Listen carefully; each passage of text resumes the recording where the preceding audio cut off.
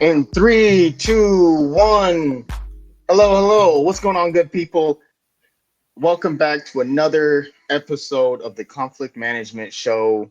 We are an MMA show, podcast, whatever you want to call it. We're talking about thoughts, opinions, covering the news, the highlights, the fights.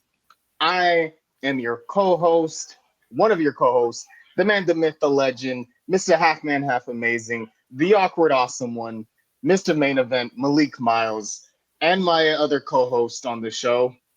The one who's going to be in the Hall of Fame. He only needs one name. It's Edon, and we are back once again in the new year to let you guys know about how some of our at the tail end of last show we gave one prediction on this card, but the New Year energy kind of flowed through, and it ended up being more significant than we really thought going into it.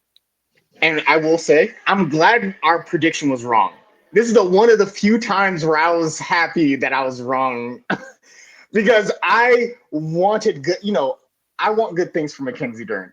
We've said this before in previous podcasts, but I was like, I don't know, like the striking. It was looking up. She struggles sometimes when it comes to closing the gap in like jiu-jitsu. Wise, she's top tier in this division, but we would see sometimes her struggle with the hands. They're transitioning from hands or trying to go from grappling to the jiu-jitsu, you know what I mean? But oh man, she looked great. But we'll get into that. But before we get into the great fight card that was last weekend, I have a hypothetical for you, my friend.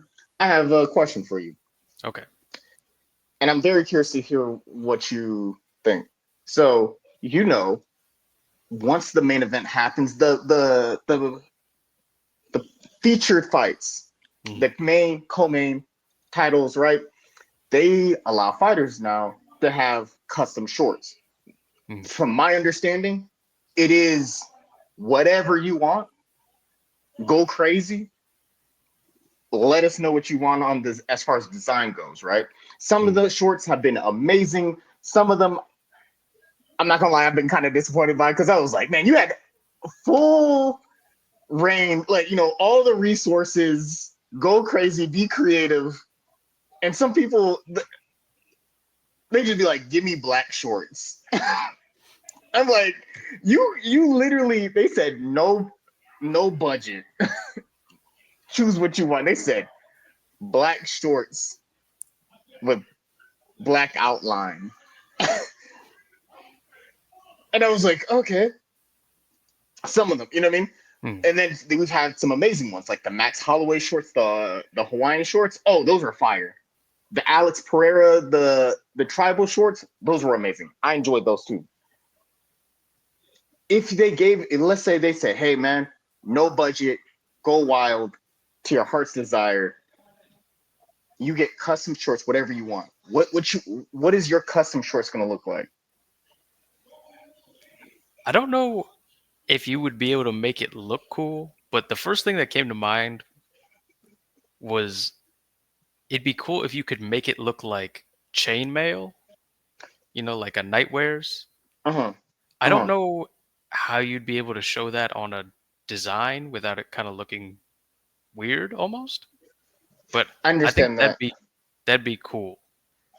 So Yeah. like if they could somehow, I'm guessing they 3D print them. So if there was something you could like design up where a really talented designer could like look at it and like do a drop shadow or whatever you got to do to make it look like chainmail that's kind of popping off. I think that'd be a cool idea. That would. So are you thinking more like cartoon, like kind of like 2D, 3D Dragon Quest type chainmail looking, or do you want like realistic chainmail kind of like that's going across in the coming off of it? Uh, I guess it would just kind of depend on what they could do. I think like the preference would be if it almost looked real, like for the people at home, like on camera, if they were looking at it and they were like, they had to like, get close to the screen and be like, Is that that guy. is that really chainmail? This man out here, a European warrior. I also think that'd be a cool thing because like in old like medieval type movies, there's usually like a knight that has like a cool crest on his chest, and then it's like surrounded by the chainmail. So you could do Hmm. a cool thing with that on like the thigh of your shorts and have like Hmm. either your country's flag or like your team gym or just something meaningful to you. I really, I'm gonna say this. I really enjoy the uniqueness of your like choice, right, of your shorts, because this is what I'm talking about. If you get the chance that they say no budget, go crazy, be creative. I need stuff like this. You know what I mean? Like it's where it's like the amount of detail that's gonna be needed for, or it's just being like, hey, it's chainmail. You got the, it fits the idea of combat. Fits the like, hey, it's got the crest on there. Whether it's a logo you create, a gym, it looks cool and looks different from the usual. The ones that be bothering me when they be like, they say all you got all the resources of the organization, no budget. They'd be like, give me red shorts, red shorts with my name and white letters. They'd be like, that's it. Like you don't want anything else. Also, red string for the fans. They just be like, but I rock with that. I think what I'm Yeah, thinking is, oh god, I sorry, know go you ahead. have something in mind, and this is what I'm really curious about is because I know I'm sure you saw somebody's like boring shorts, and you were like, man, you could have done so many cool things, and I'm sure you had like five different things come across your mind of like, oh, I could do this or I could do that. So what what kind of ideas did you have for what you might do? I'm I'm thinking, right? I was like white shorts, right, as Mm, the background, as the base. mm, On one side of the on one side of the pants leg, maybe left side, right side.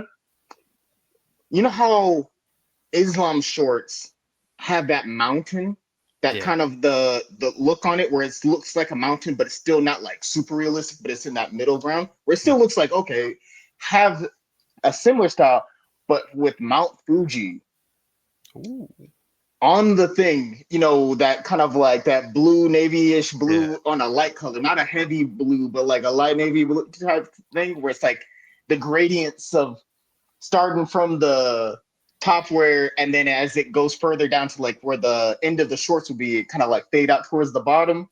Mm. Have a couple of the sakura, the cherry blossoms over the top of it, spread across.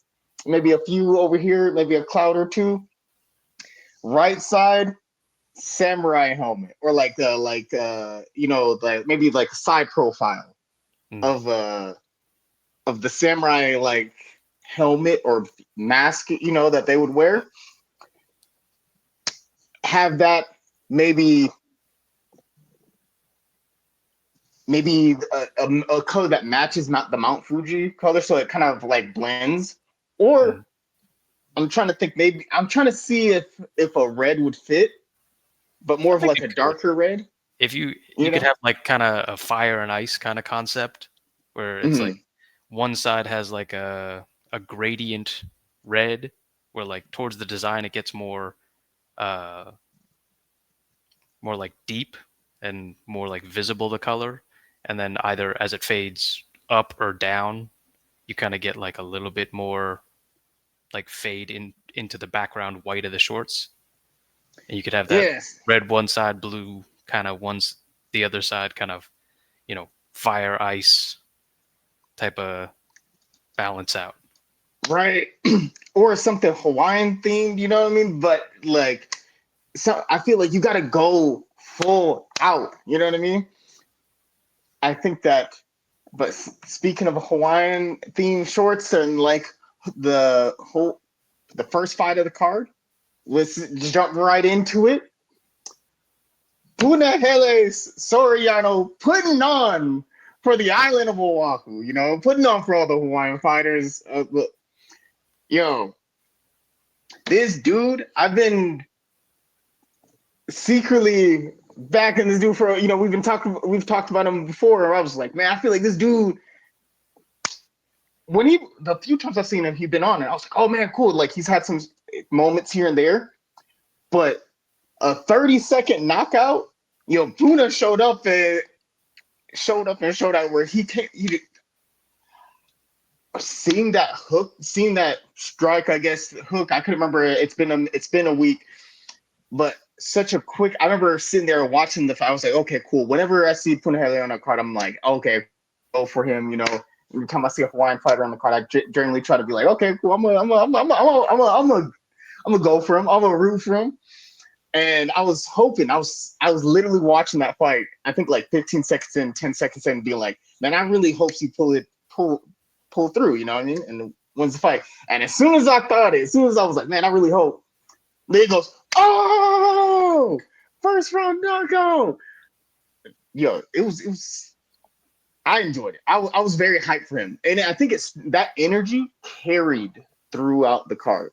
Also, for anyone listening, this is a lot of energy. My apologies. I'm not sure how this is sounding through the headphones yet, but fitting up, running on 2 hours of sleep, running off of coffee and optimism. We making it happen. So anyway, going into the rest of the show, though, rest of the fight card, I think that energy from that fight, I think that the energy Punahele came through with the 30-second first round knockout, first fight card of the year, came with the energy, came with that cheer. I was here for it, and I think that energy carried throughout the rest of the card because from that moment on, we had phenomenal fights. But what was your opinion? Yeah, I mean, definitely one of those kind of splash moments where you're gonna get put at either the front of a card or the back of a card, and that's kind of a nice setup for you to catch the people who are tuning in right away, or if you can get yourself up to a main event spot, people who are tuning in at the very end. So it's definitely some good card placement, get you an opportunity, and he definitely has the physical traits. And you know when Soriano's in matchups like these where he can kind of load up and throw, I mean, he's definitely an exciting fighter who will have exciting fights at 170 kind of regardless. But I think we need to see a kind of like the big moments are great, but as far as like breaking this on and like taking this as a building block to move forward, I think we just need to see a little bit more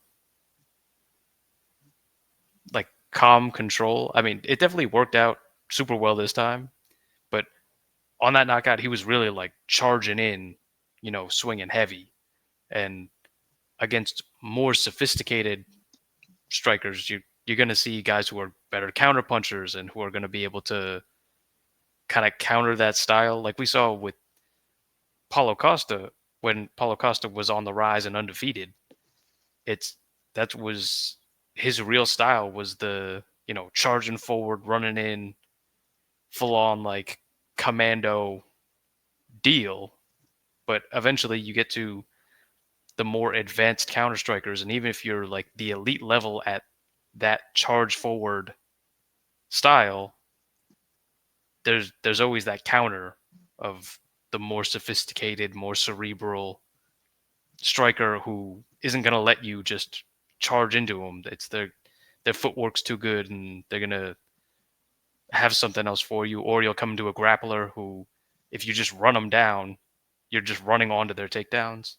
So this is a good moment for sure and something to build on.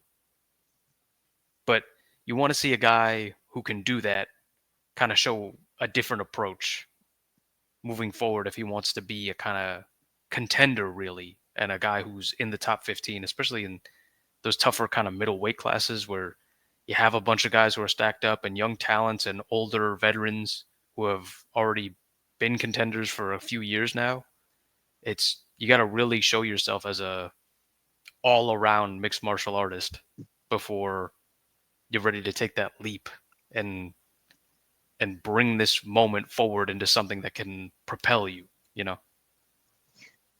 Absolutely. I think that becoming more well-rounded will definitely be a benefit as you move up the welterweight, because I think the top of welterweight is so dangerous Yeah. and it's so like deep as far as talent wise goes. You know, at the top of 170, you have Shavkat Rakhmonov, you have your Bilal Muhammad's, you have Leon Edwards, you have Jack Della Maddalena, you have Gilbert Burns, you have Sean Brady, you have it's a who's who list of top tier fighters, and you kind of now we have Joaquin Buckley, you know. So I think that as you make your way into the top 10, top five, especially top three, we'll get to how his game develops and how it evolves over time. And I think that this is the right weight class for Puna. Yeah. And first, mahalo, Puna. You know, appreciate you putting on and like starting the fight card right. And I think that energy is, we've seen some fight cards that kind of start off slow and kind of carry slow, where it makes the fight card feel longer. And this fight card was one of those cards where I think it was one of the few cards where I could watch it a second time. Like, watched it full way through, watched the main card all the way through. And if someone was like, man, I didn't get to see it, or if someone wanted to watch it, or if I just was like, man, let me flip it on, I would watch it a second time. Yeah, because it felt like, even though it was maybe it had been like a 3-hour card, it felt like an hour, just because everything was still like, and not every card's gonna feel that way. And sometimes we do get spoiled with really great cards, and then we'll have one that's kind of more on the slower side, and it's just like keeping your eyes glued open, But back to the thing what you mentioned with Puna, I think that, yeah, these moments definitely help you move up the ladder, and it helps differentiate you from such a talent-rich division. But yeah, we're gonna see how his grappling, how his jiu-jitsu, how his just overall game evolves as he kind of progresses onwards. I'm hoping he makes it through, because I feel like when we were coming up, you had your BJ Penns, your Brad Tavares's, Max Holloway, and now, BJ Penn's long retired. Max Holloway's in his like peak form. I think Max Holloway is Brad Tavares still on the roster? I think he is, right? Let me check. While you check that, I think it would be great to see another Hawaiian fighter in on the main stage. But moving on from that word, who, as we talk about well-rounded fighters, right? We're talking about people who put everything together just right? We talk about people who are going to be in that top 5 conversation, in that getting up into being contention. You know who fits that bill? You know who fits that description? Who? Christian Rodriguez. C-Rod. Yo, if you undefeated, you don't want to fight C-Rod. No. Because he is taking people's O and telling you got to go. Because every undefeated fighter who they put him up against, who has a lot of hype behind them, he plays spoiler, and it's a sad night for it. Raul Rosas Jr., youngest fighter in the UFC right now, 19. Remember when he was undefeated? Everybody's like, "Oh man, this dude is going crazy, going crazy." I feel like going into it, a lot of people picked Raul Rosas Jr. Be like, "Man, he's the future," and he's still on a phenomenal run, and I think he's going to be a champion. Chris Rodriguez came out, solid fundamentals, and said, "Hey, hold that L. Let me give you your first L. Hey, Welcome to the big leagues, right? Cameron Simon from South Africa, when he was undefeated, going strong, and they put up against C-Rod, and they was like, hey, here's another undefeated fighter that, you can build your, tell him, hey, you build your, a undefeated guy, you build your record off of this, build your resume. C-Rod said, yo, why y'all trying to treat me like I'm a gatekeeper? Nah, fam. You ain't about to build your name off me. Hey, how about, you're still a little green behind the ears. How about you hold this L? Gave him his as well. And every fighter, Austin Bashi, well, this dude had a lot of hype behind him. I think when I was watching his fight prior to it, he was like, man, up and comer dude. I think he's from Michigan. He was like, man, I just trained so hard. I trained like 8 to 12 hours a day. One, that's insane. Insane work right there. Mm. He cardio through the roof, but I'm not sure if it feels like that's overtraining, but I guess only everybody's different. But when I heard that, I was like, man, that's wow, that's a lot. But also, I feel like you're doing a bit too much. But when you see his highlights, and there was a lot of hype behind him, or a lot of people was looking forward to it. And again, Christian Rodriguez pulled up and played spoiler and was like, no, your O's gotta go, and I'm keeping it's upward and onwards. Because he looked so calm during that fight. He was not pressed at all. He was just kind of like, it looked like Mr. Miyagi going against the new kid at the dojo. Like someone just tried to join the ranks, and he was just like, try again, Padawan. I will say this. When I was watching the fight live, I got concerned for Christian Rodriguez because I agree, like his calmness was really something. Like it definitely stood out.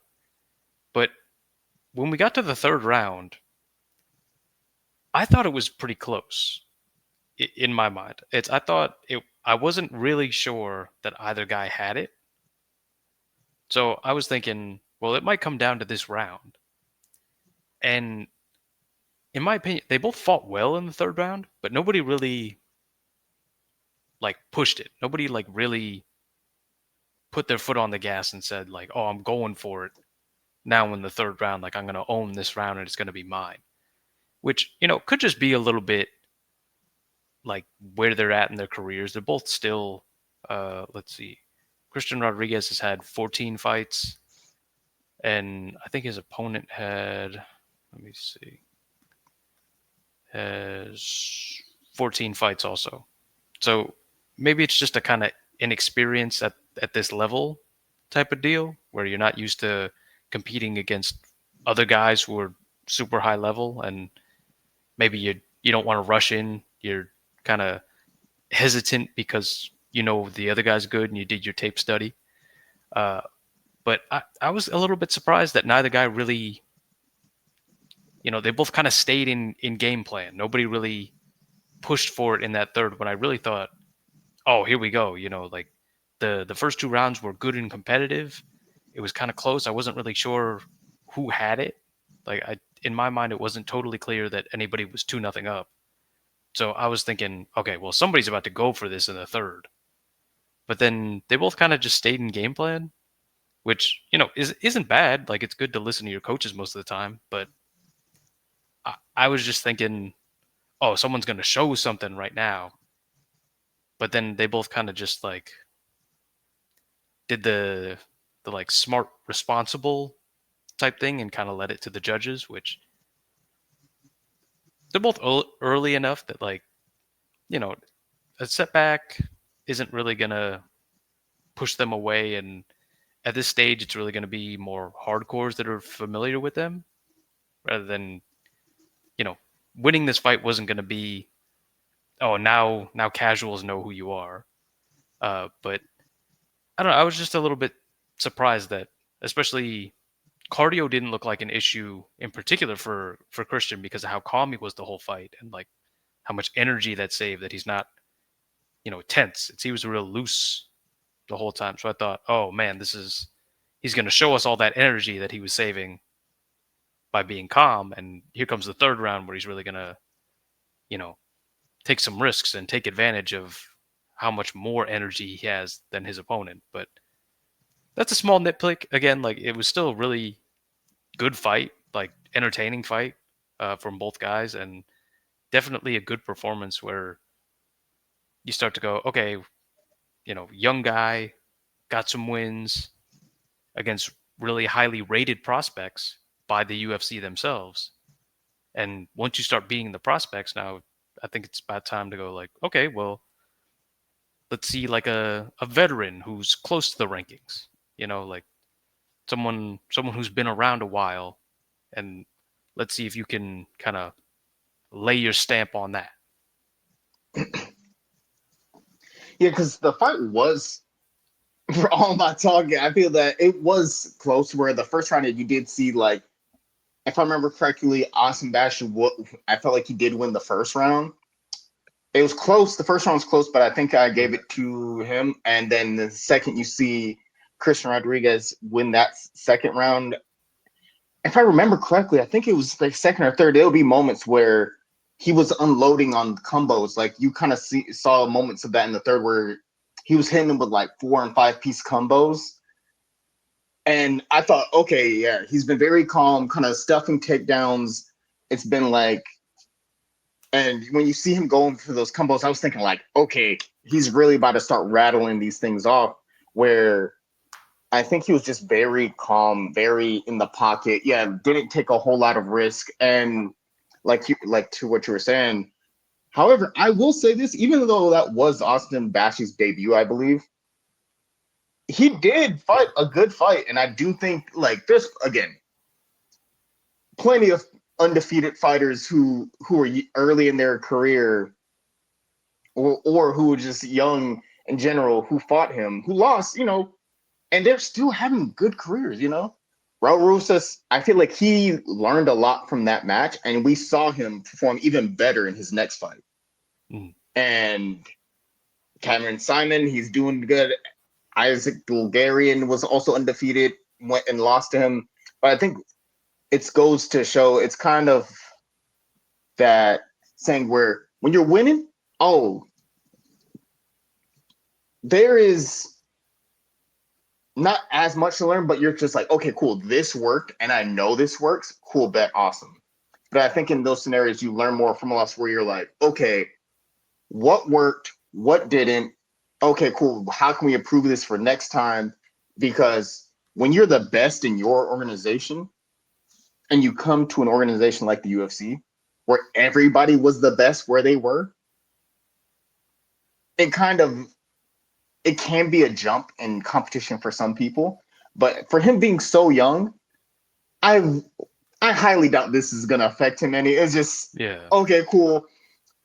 You were the best where you were. Now, okay, you jumped into you kind of saw where the level of competition is. So now you have tape, you have footage to be like, okay, cool. Where do we move from here? How do we improve?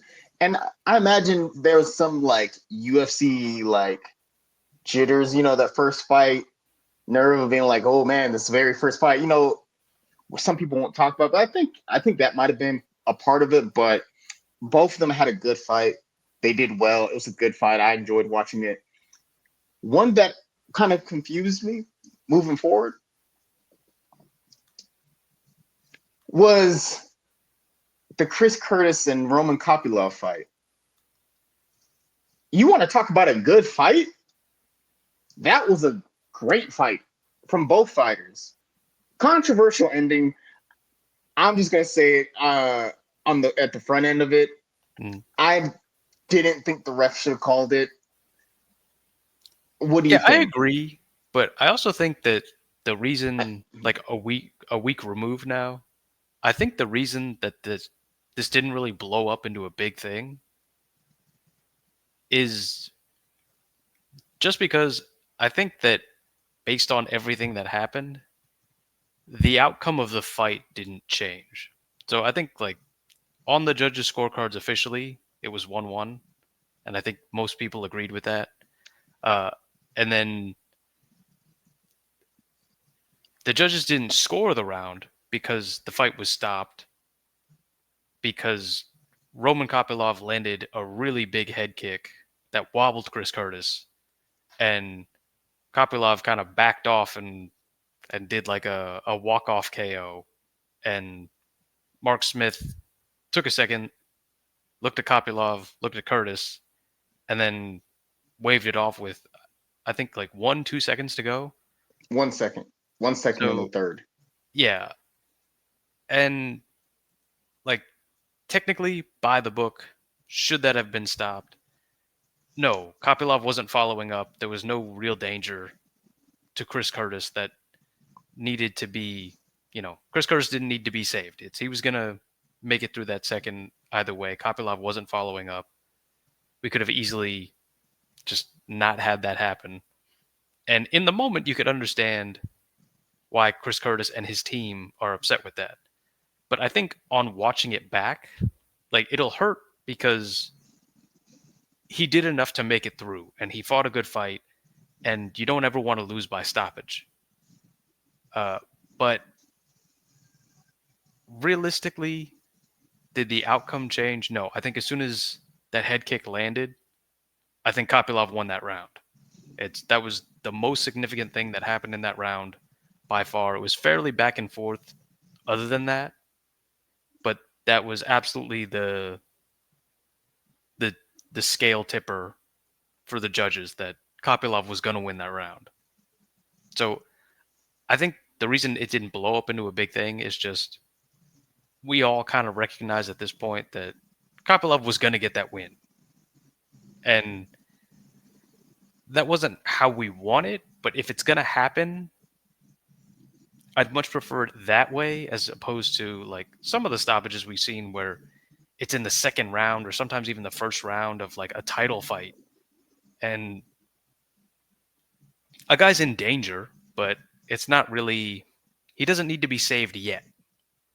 And the referee will jump in a little bit prematurely and we get robbed of the rest of the fight, and the fighter gets robbed of the opportunity to come back into the fight. But in this case, Chris Curtis wasn't coming back into the fight. All he was going to do is like stand up. There wasn't enough time to even close the distance to land a strike. So it was more of like a bad procedure, but ultimately, when you weigh it out, nothing really got affected. It's hopefully this is just an opportunity for Mark Smith, who is otherwise a good referee, to like, you know, shake out one of the bad ones and get that kind of out of his system so that moving forward he can keep kind of his high standard going. Yeah, I agree with most of it.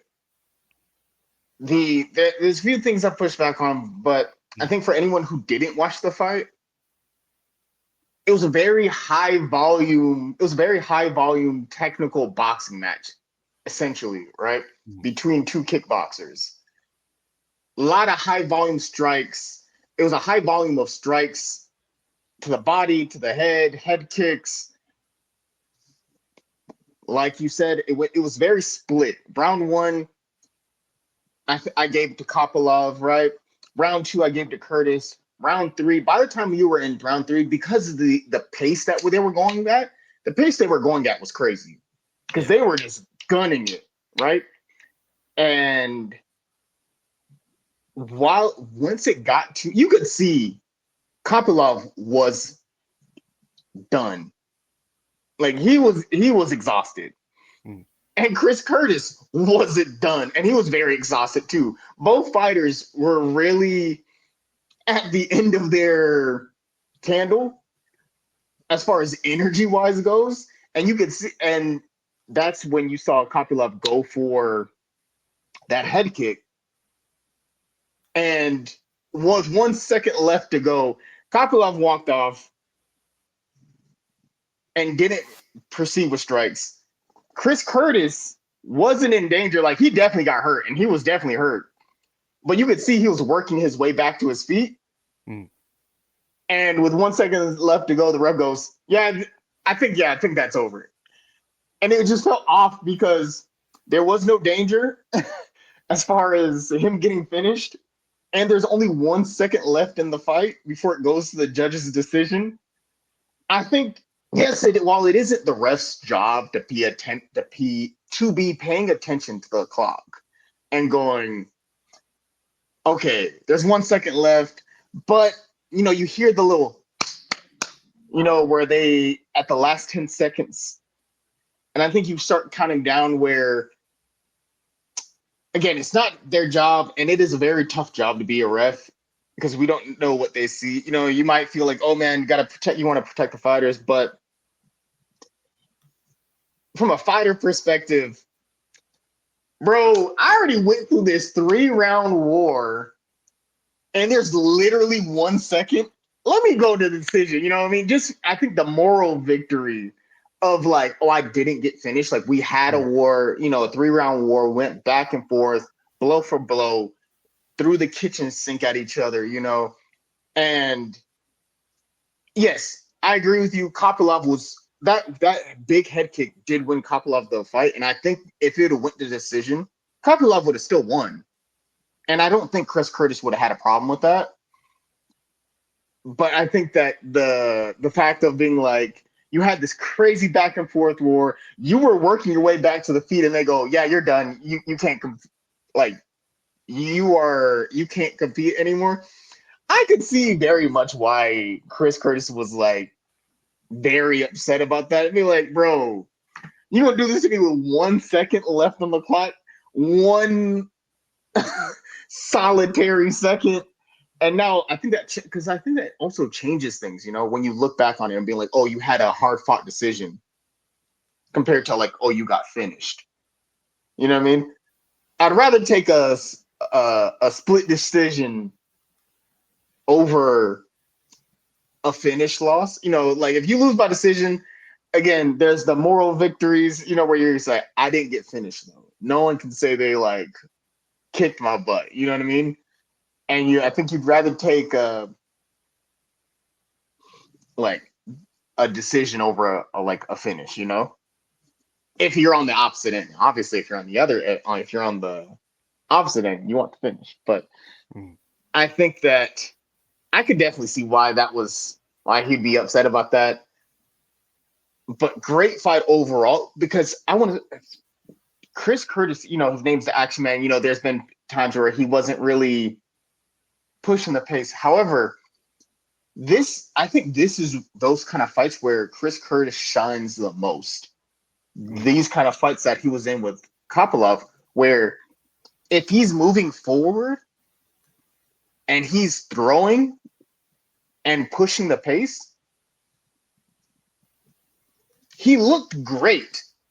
And he looked like, man, you really action man, Because Chris has a similar style to Sean Strickland, where moving forward, it's hard to like get a solid clean punch on Chris Curtis, because him and Strickland both have very good like defensive striking, where they're like their striking defense is so good where they don't take a whole lot of shots clean.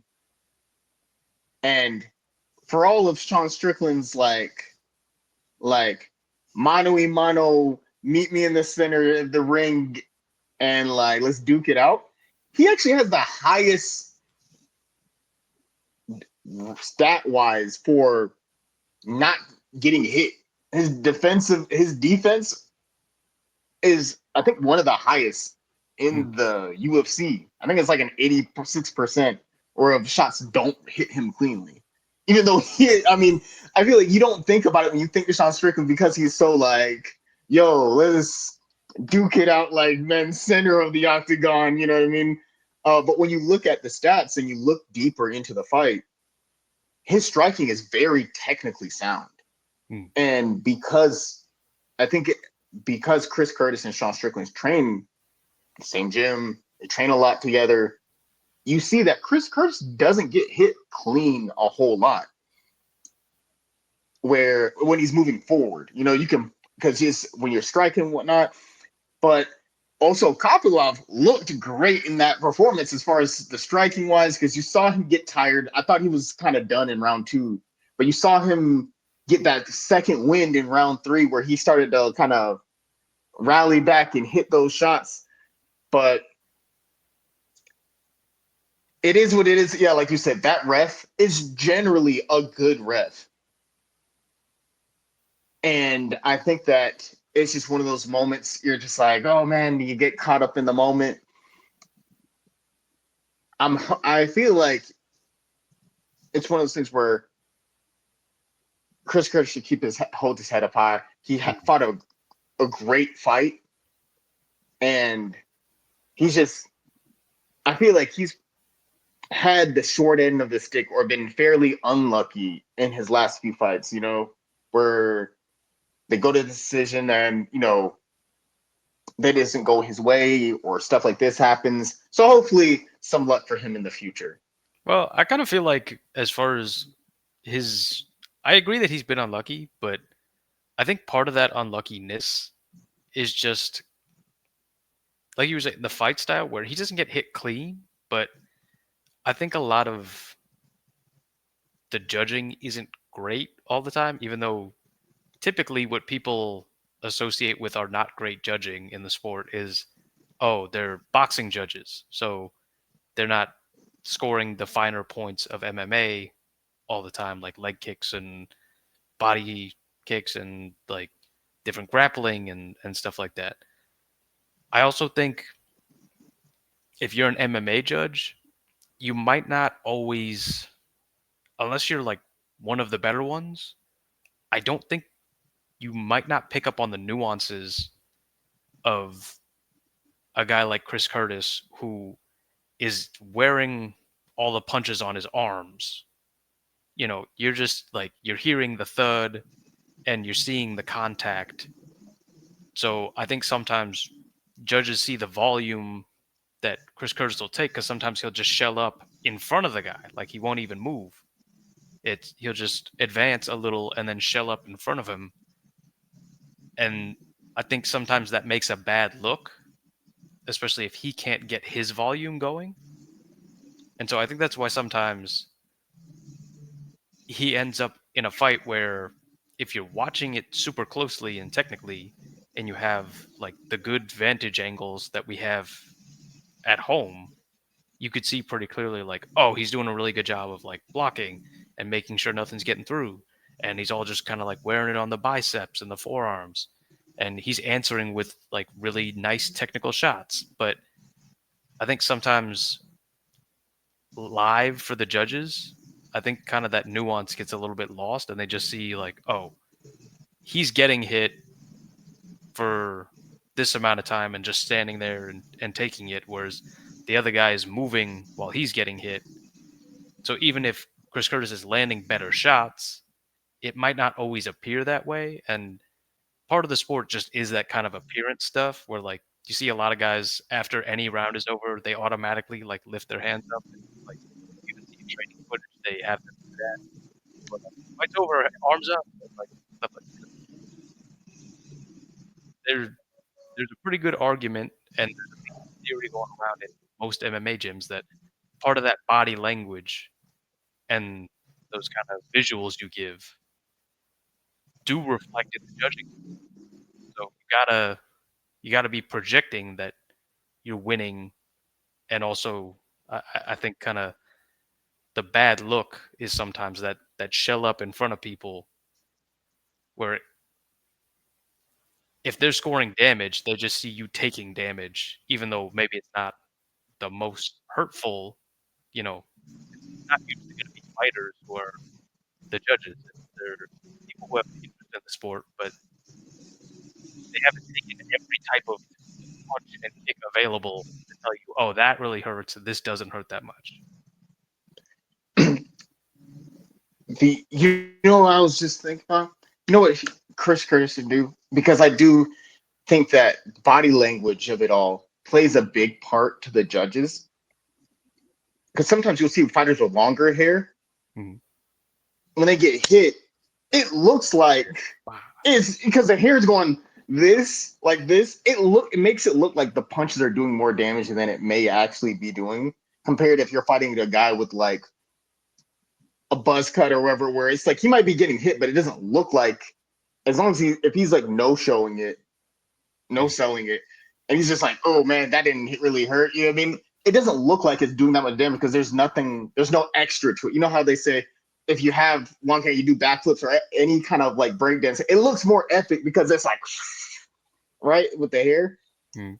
The and you see fighters do that where they lost that first round, they'll still be like raise their hands and go, "Yeah, I won that."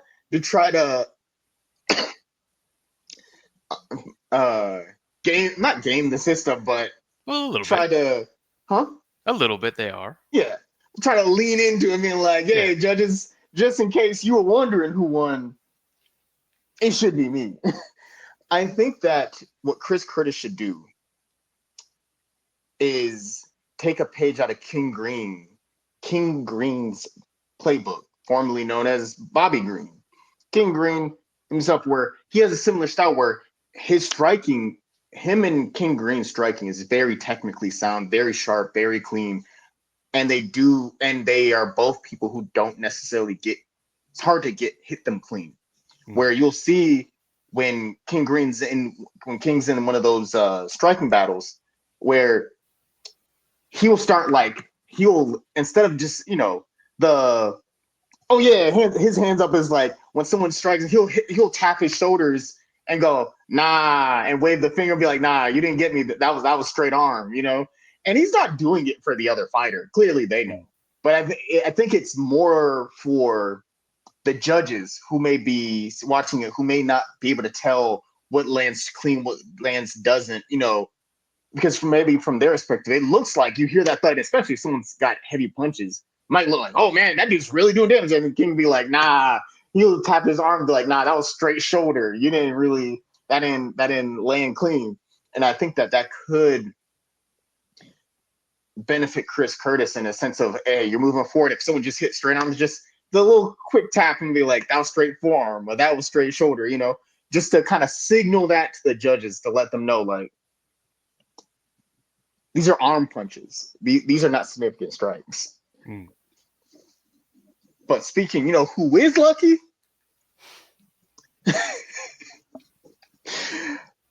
Who have potentially the knockout of the year. I know it's the first fighter card of the year. And it is maybe a little bit of recency bias. No, it isn't recency bias because that was a gnarly knockout. Well, it's the best one so far, at least. Best one so far. It's leading the race. It's leading the race. It's a front runner already. The Cesar Almeida versus the Razak fight. Let's see. Let me double check. Abdul Razak Al Hassan.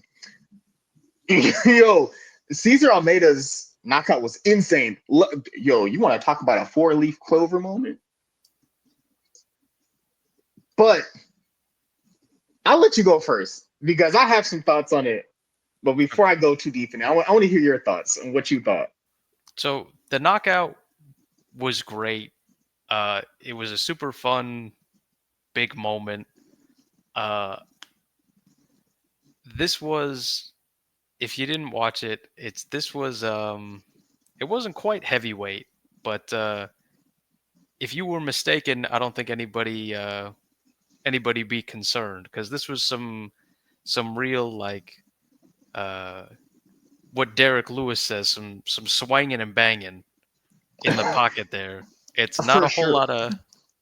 lot of footwork going on, not a whole lot of slipping punches, technical stuff, not a whole lot of Sweet uh, science going on. It yeah. is it If is full you're a on. boxing coach, look away.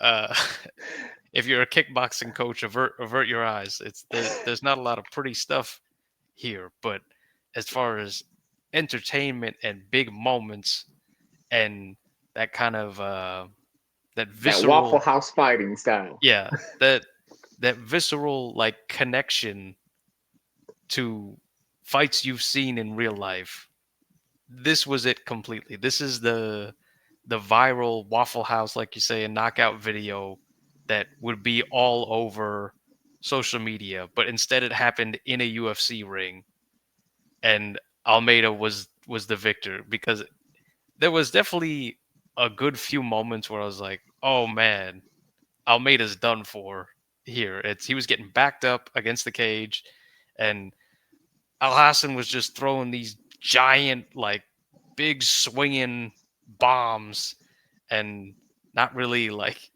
not doing a whole lot of aiming necessarily.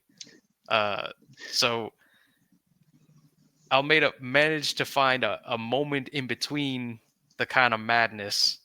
I think, in honesty, I think probably when his back kind of touched the cage was when he kind of got that moment in his head where he went, "I got to do something because there's nowhere left to retreat. Like, back against the wall time. It's time to go."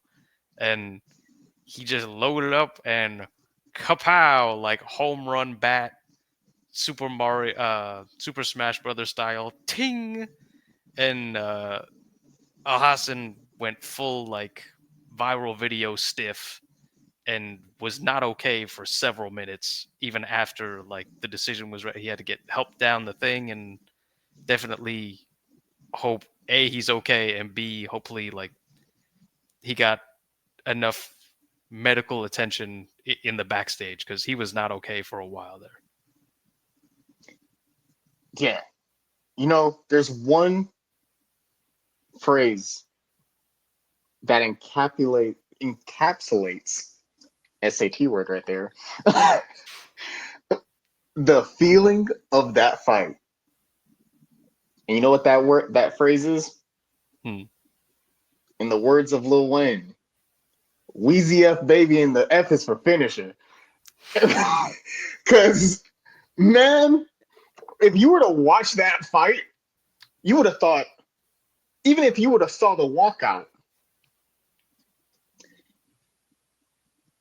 Abdul Razak Al Hassan looked like a comic book hero. Yeah. That dude was built like a creative character on UFC 5. It's insane. Yo, this man is 39, almost 40.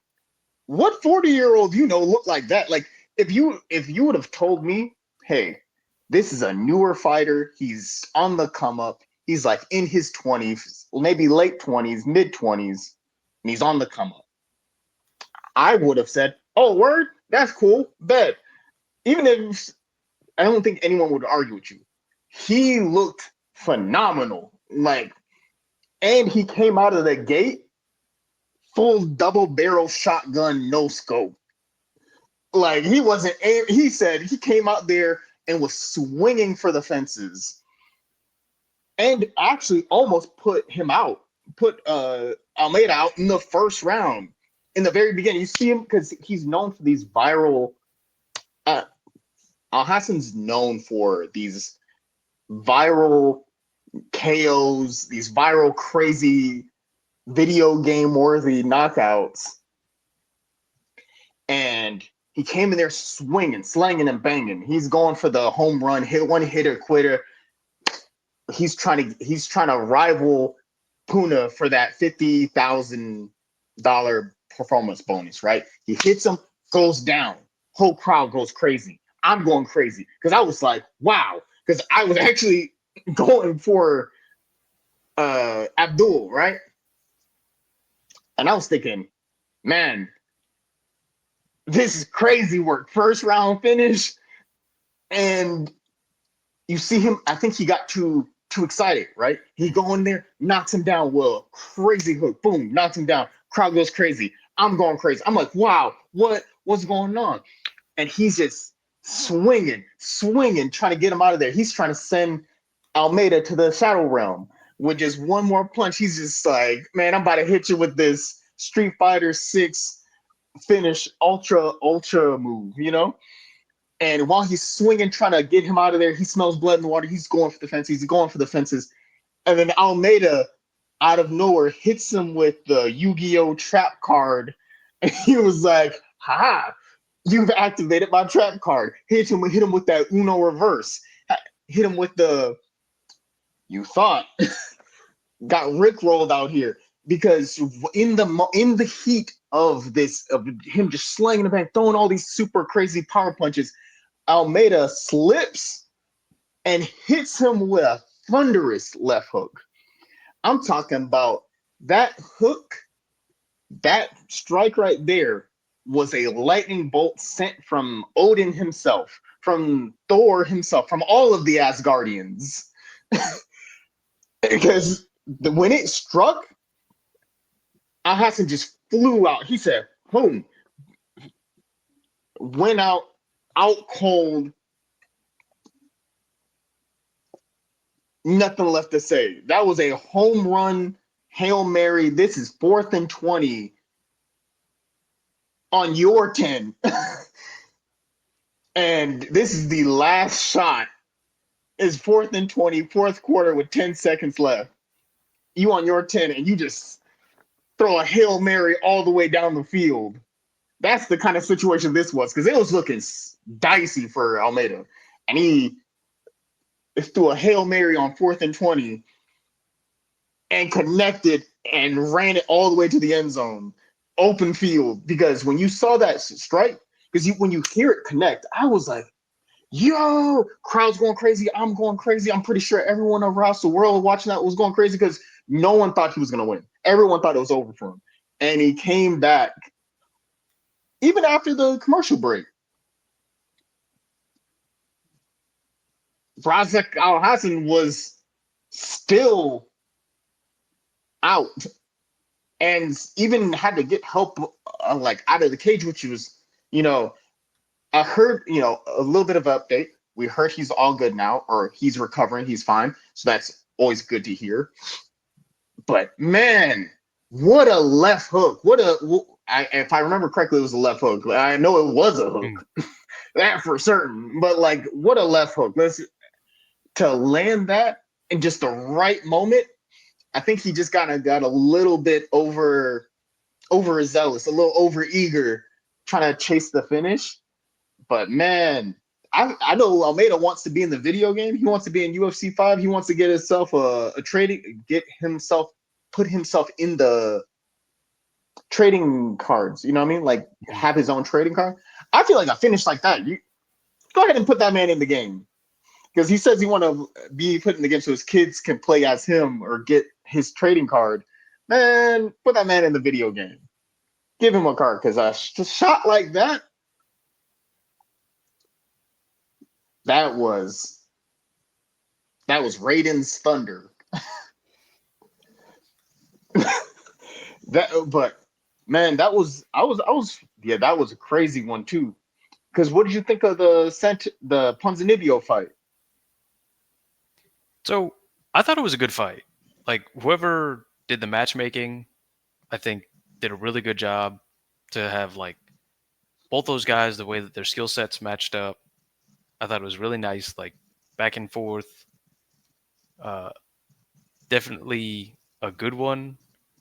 And I like Santiago Ponzinibbio. I was really a fan, like back when they had the card that felt like it was just for him. He was the headliner when they did that card in Argentina.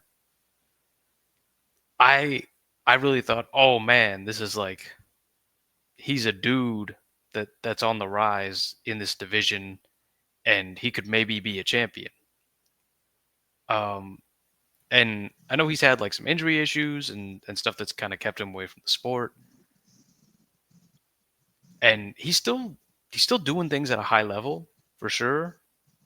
And this felt good, but I feel like this is one of those traps where like he was on a kind of bad run overall. Like since 2021, it's he lost to the Leech and then beat Baeza and then had back to back close losses and then got a TKO victory over Alex Morono, who's just another kind of like older dude in well, he's kind of more middle of the pack in age, but then had that loss to Kevin Holland, and then another like close loss. So like he's been on the much like Chris Curtis, he's been on the bad end of some close decisions, but I just I was entertained by this for sure, and Ponzinibbio looks sharp, and I think he could still beat opponents like this.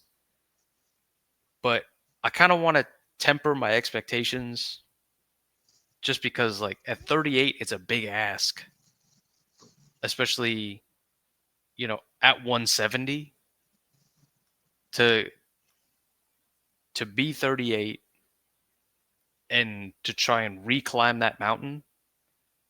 I feel like if this was a heavier weight class, I would have more belief of like, okay, well, like if you're a light heavyweight and you're 38 years old, you have Glover out there. Like the Glover example exists. So Randy Couture. yeah, you could look at it and go, okay, well, those guys did it. Like those guys went and climbed the mountain, and so it's possible for me.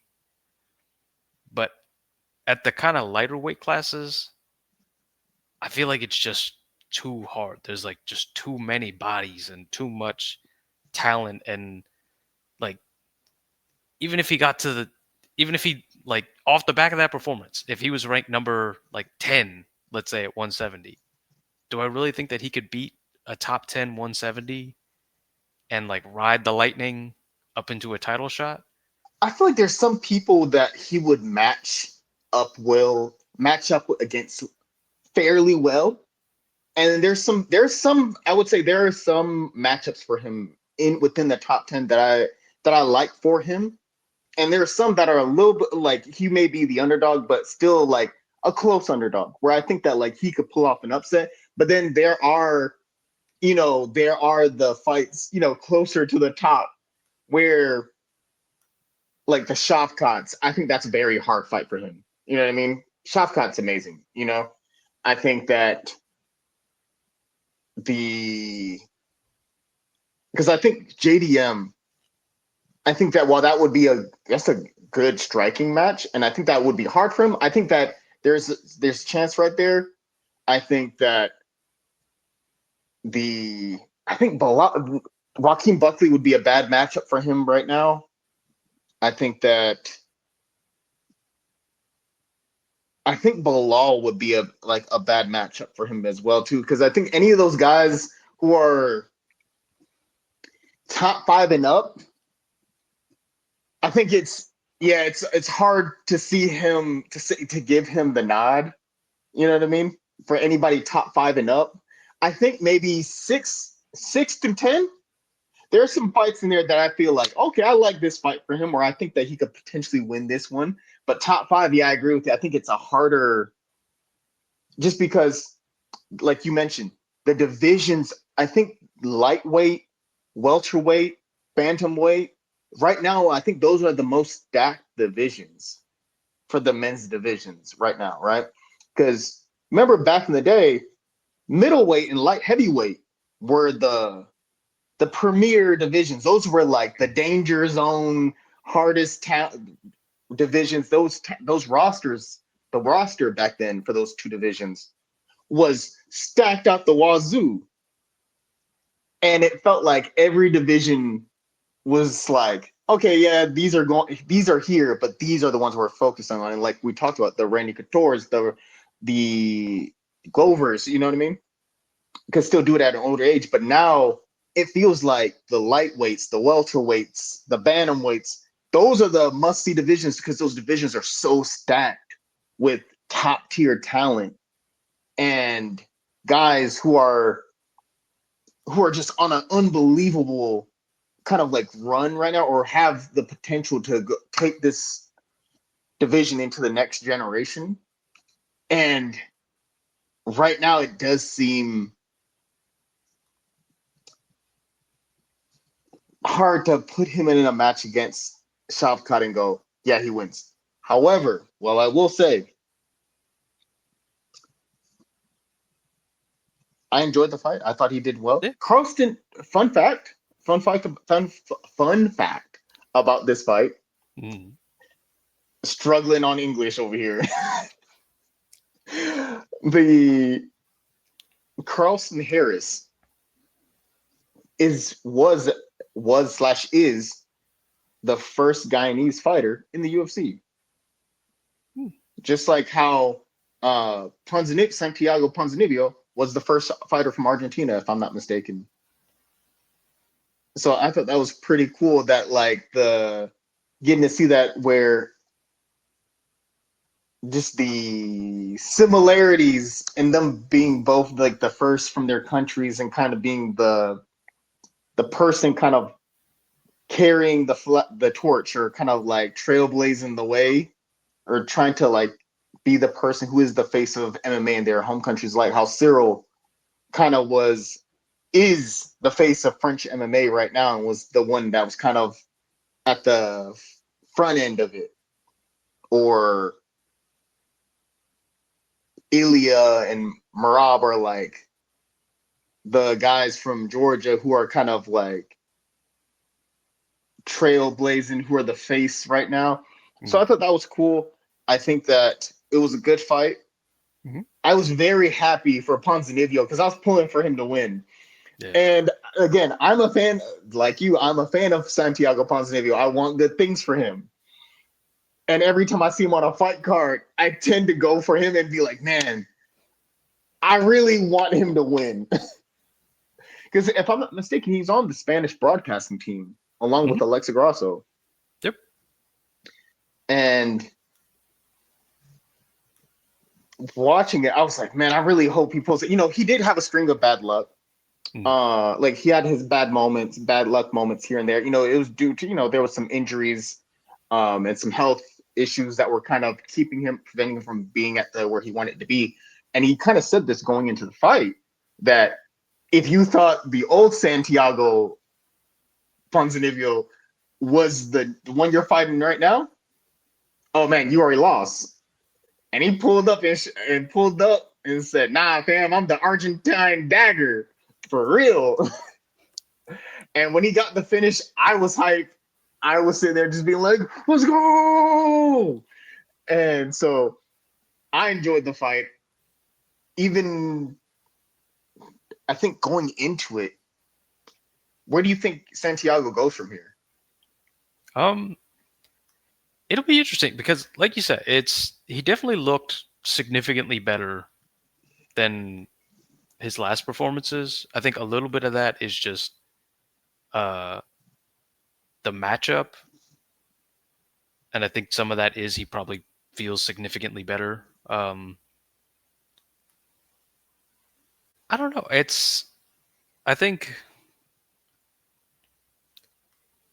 you don't necessarily want to give him someone in the top 15 next. It's 2 years ago now. He fought Kevin Holland and lost. So maybe somebody who's kind of like Kevin Holland ish, where someone who was ranked before but now isn't. Like maybe someone in that kind of area who's around there and is a familiar name, but not necessarily someone who's ranked right now. I think he still needs, like, this was a good enough performance that it's still like one more against somebody who's outside the top 15, but who's like in that kind of conversation. And then we'll look at, okay, maybe against someone at the back end of the rankings, maybe like an MVP or somebody like that. That would be a fun fight because he finds Share Bullet, which would also be pretty fun. Because do you let me know this right? Hmm. If you have it pulled up, who is in? Give me the like one or two people outside of the top 15 and like maybe 10 through 15. Who's in like the 10 through 15 range? Okay, so 10 through 15 at 170 right now is Jeff Neal, Stephen He beats Wonderboy him. Thompson, That's a good match. Michael Morales, I still like his chances in that one. Carlos Prates, Ooh, I think he should avoid that one. Vicente Luque, I think that's a winnable match for him. And MVP is 15. I think that one. I think the Wonder Boy and the Luke in the Luke fight. No. I think Wonder Boy and MVP. I think that one. I feel like I give him 50-50 on, like a 50-50 split. It could be MVP's night, it could be Santiago's night. I think Wonder Boy, because Wonder Boy is hard for any person to fight. Wonder Boy is like a Rubik's cube, where just because you thinking like, oh man, I'm just you never just gonna walk up and beat Wonder Boy. It's not gonna happen. He's too good. He's too technical. He's too crisp and clean with the striker. Right. I think that I like his chances against other strikers like Jeff Neal. I think that's it. I am very confident in saying Santiago wins that matchup. It's a very favorable matchup for See, him. I don't know. 'Cause, I like, think that. I think there's two Jeff Neals, kind of like there was two Cowboys. Mhm, Like sometimes you tune into a Jeff Neal fight and you go, man, that guy's different. Like, mhm. like he just puts the hands together sometimes where you go like, oh man, that was really like crispy. He just like picked him apart. Like that was something else from Jeff Neal. And then there's some nights where you watch Jeff Neal and you go like, I don't know if this guy's there. You know, Sure. like Yeah, the other for guy sure. is moving around and doing a lot, and you're looking at Jeff and you're going like, oh, here comes Jeff. Like I seen the other performances, like he's gonna come back into it, and then he just kind of doesn't, and you're left kind of going like, what just happened? Like He's I've busting definitely through the seen, door. yeah, He busting through the door like, here comes Johnny, and then he's like, never mind. you're Let like, me patch oh up your man, door. it's he's the other guy's getting ahead a little bit, but I'm sure Jeff's gonna come back into it because like you definitely seen him put the hands together before against really good opponents, and you're like, all right, Absolutely. here comes that Jeff Neal. He's gonna come back into it, and then sometimes he just doesn't like rally, and you're like, come on, man, like do the thing. Yeah, do the thing. I'm hoping for this, right? Like, I think that so this is how I rank those fights that you just mentioned, right? I feel like the wins I think that are like favorable matchups for him that I think he wins. I give him 8 out of 10. Like 8 out of 10 times he wins. 80%, 80 to 90% chance that he wins, in my opinion, right? Like an 80% chance, like we're 70 to 80% chance where I'm like, oh man, I feel pretty good that these are winnable matches that I think these are wins for him. Like, right? Like easy wins. Not easy wins, but like wins, right? I think I very much like his chances with Jeff Neal, uh Marlon Mariah. You said Marlon Marias, right? Is in that division. Michael Morales. Michael Morales. Yes, Okay, Marlon Moraes Michael was Morales. the 35er. Okay, yeah, my bad. Michael Morales The is an undefeated 17-0 welterweight prospect who just beat Neil Magny. you know, and I know this sounds a little crazy, but I like his chances with Jeff Neal. I do think he could. I think he could be the person to like pull a Christian Rodriguez and go bloop. And here's now you 17-1. I because we've seen it happen. We've seen it happen before in with different fighters in different situations. He does look way better than he's looked in the past, and he kind of showed him being like, "Hey, Charleston Harris had a like some good accomplishments going into that fight. They were kind of like talking about him, hyping him up." And Santiago was like, "Nah, man, hey, I'm, don't forget about me." And I think I like his chances with Vicente Luque, right? I'm like, boom, See, I I think think that that's a one's win. really interesting to put together Mhm, because they're both kind of in the same boat. Like mhm. they're not young guys in the sport anymore, and they're both guys who had a lot of promise before, who were on really bad and kind of unlucky runs and had some injuries and stuff like that. And then now they're both coming off of good performances where people are excited again about their prospects. And so I think that'd be kind of an interesting thing for the UFC of like, okay, like neither of you are young prospects who we need to like kind of shepherd through towards the top. Like maybe you guys at the back end of the division here just kind of get down and see who's going to be like the old prospect of the division. I think that could be Yeah, interesting. because I think the hardest fight in that 10 through 15 is definitely Carlos Prates. That's the Mm. hard. That's nightmare mode, right? Like I think that if you want to really challenge yourself and play on legendary, you if he takes the Carlos Prates fight, right, and he finishes him and shows, hey man, I was not joking around. Don't chat to me. Hey, mess around and find out. I told you I'm a different kind of Santiago now. Only address me as the Argentine dagger. Don't look me in my eyes when I'm coming through. Because if he can pull that off, I think that's definitely like we're talking top five opponent next. Because I think it goes in tiers, right? Three tiers. Tier one, obviously, being the most difficult fight to take, and tier three being like, hey, these are like good chances, right? Tier two being like the 50-50s.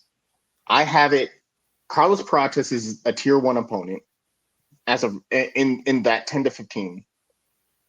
Then it's Wonder Boy, MVP in that tier two where it's like a 50-50 depending because of just like stylistically, right? Mm. And then I have for tier three opponents would be Jeff Neal, Morales, Luque. And this is not to say that those three are bad. I think all three of those, fighters are good fighters.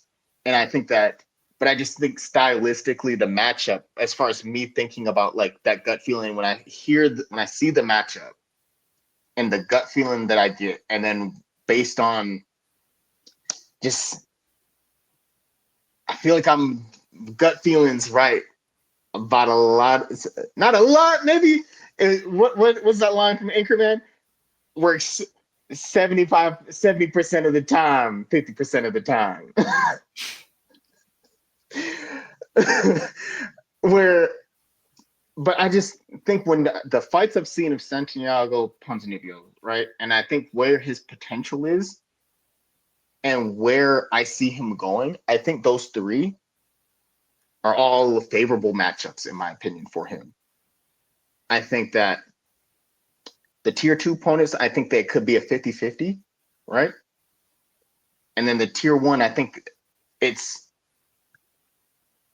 the hardest fight to take at this moment in time.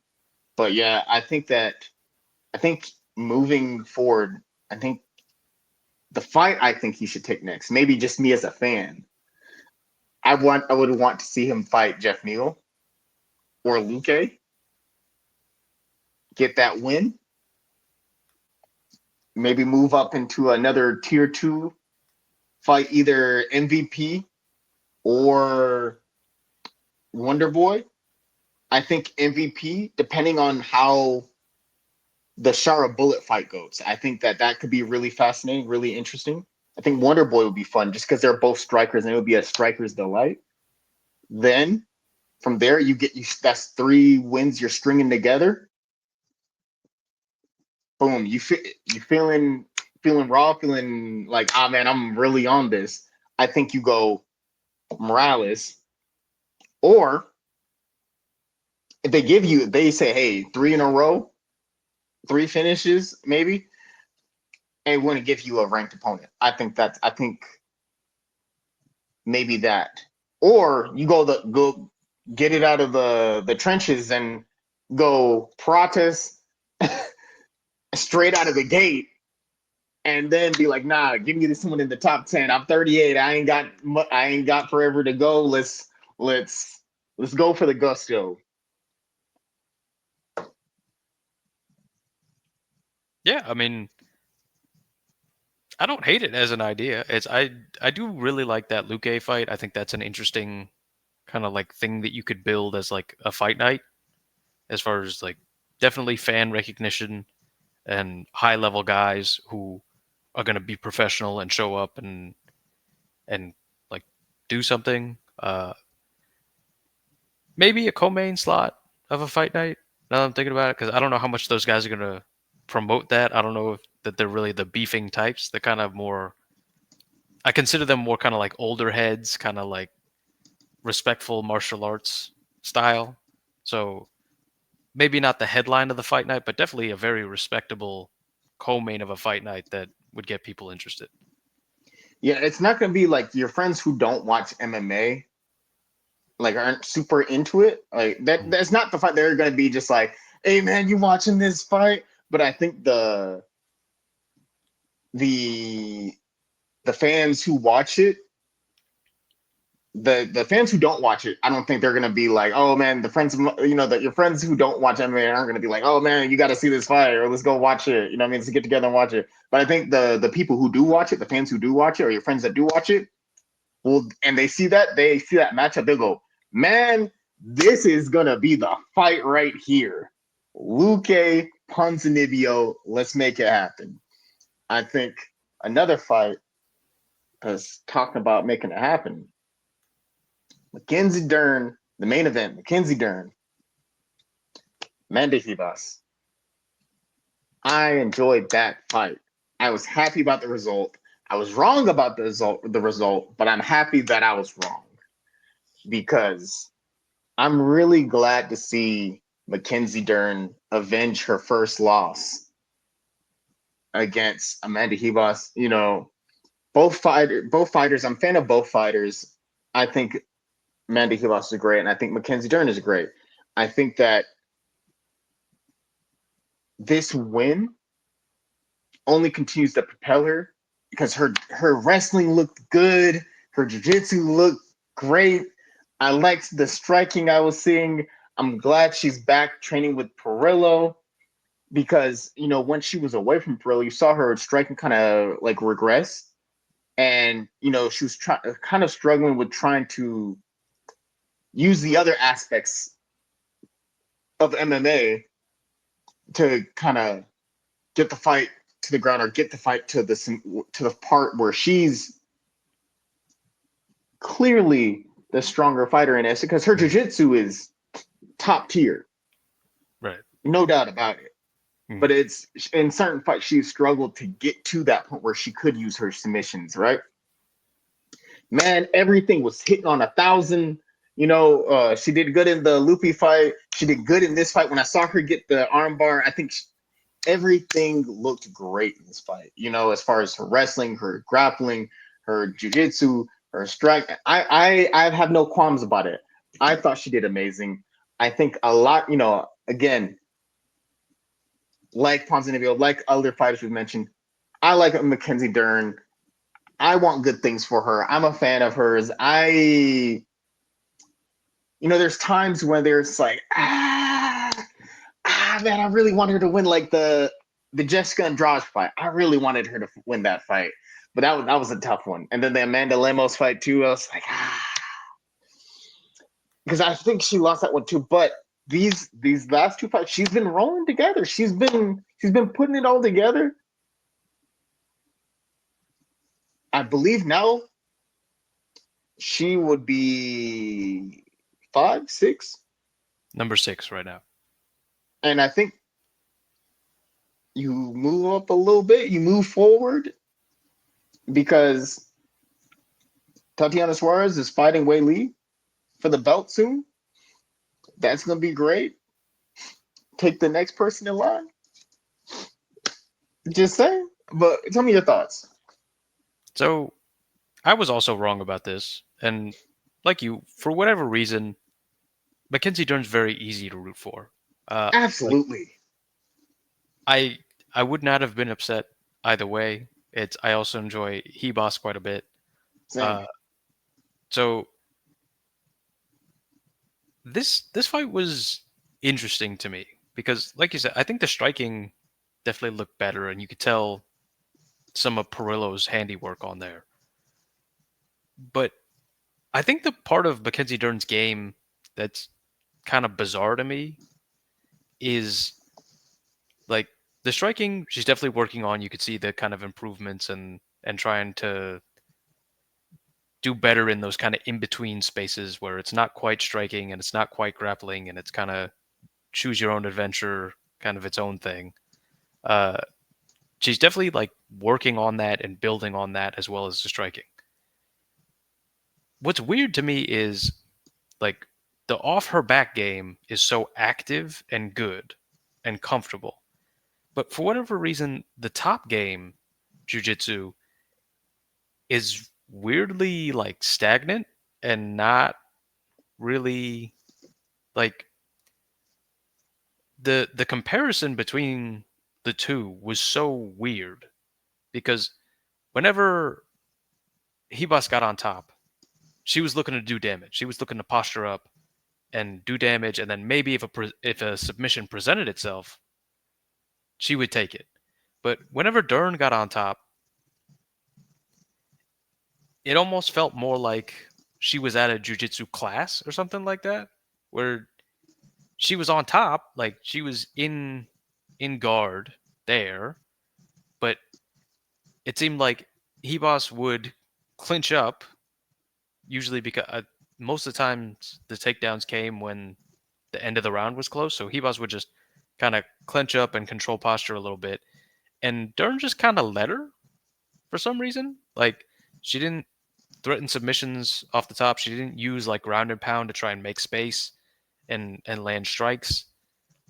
It seems like she was kind of okay letting the round go off, being in top position, but not really doing damage. So that was kind of confusing to me, and I was wondering why she wasn't capitalizing more on some of her opportunities. Um, but overall, for the UFC's outlook, this is really good news, especially if Dern can keep improving, because she's one of the biggest faces that division has, and people want to get behind her. There's a big jiu-jitsu community that would love to get behind her, as well as Fans in just the general. yeah.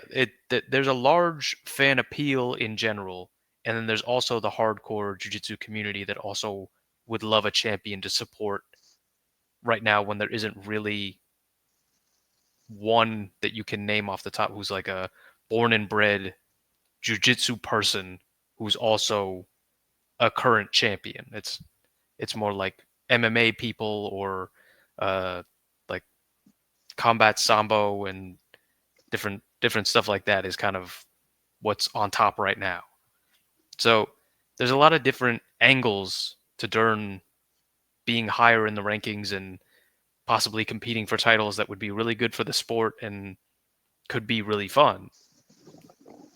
It's kind of part of the problem though is she's not the best at promotion. Like we all enjoy her, but she doesn't really help herself all that much sometimes. Like you just had this big win, you were the main event of a fight night and it was the first one of the year, so it's after a long break, so people are going to be tuned in that are going to be aware of the UFC because it's been a while.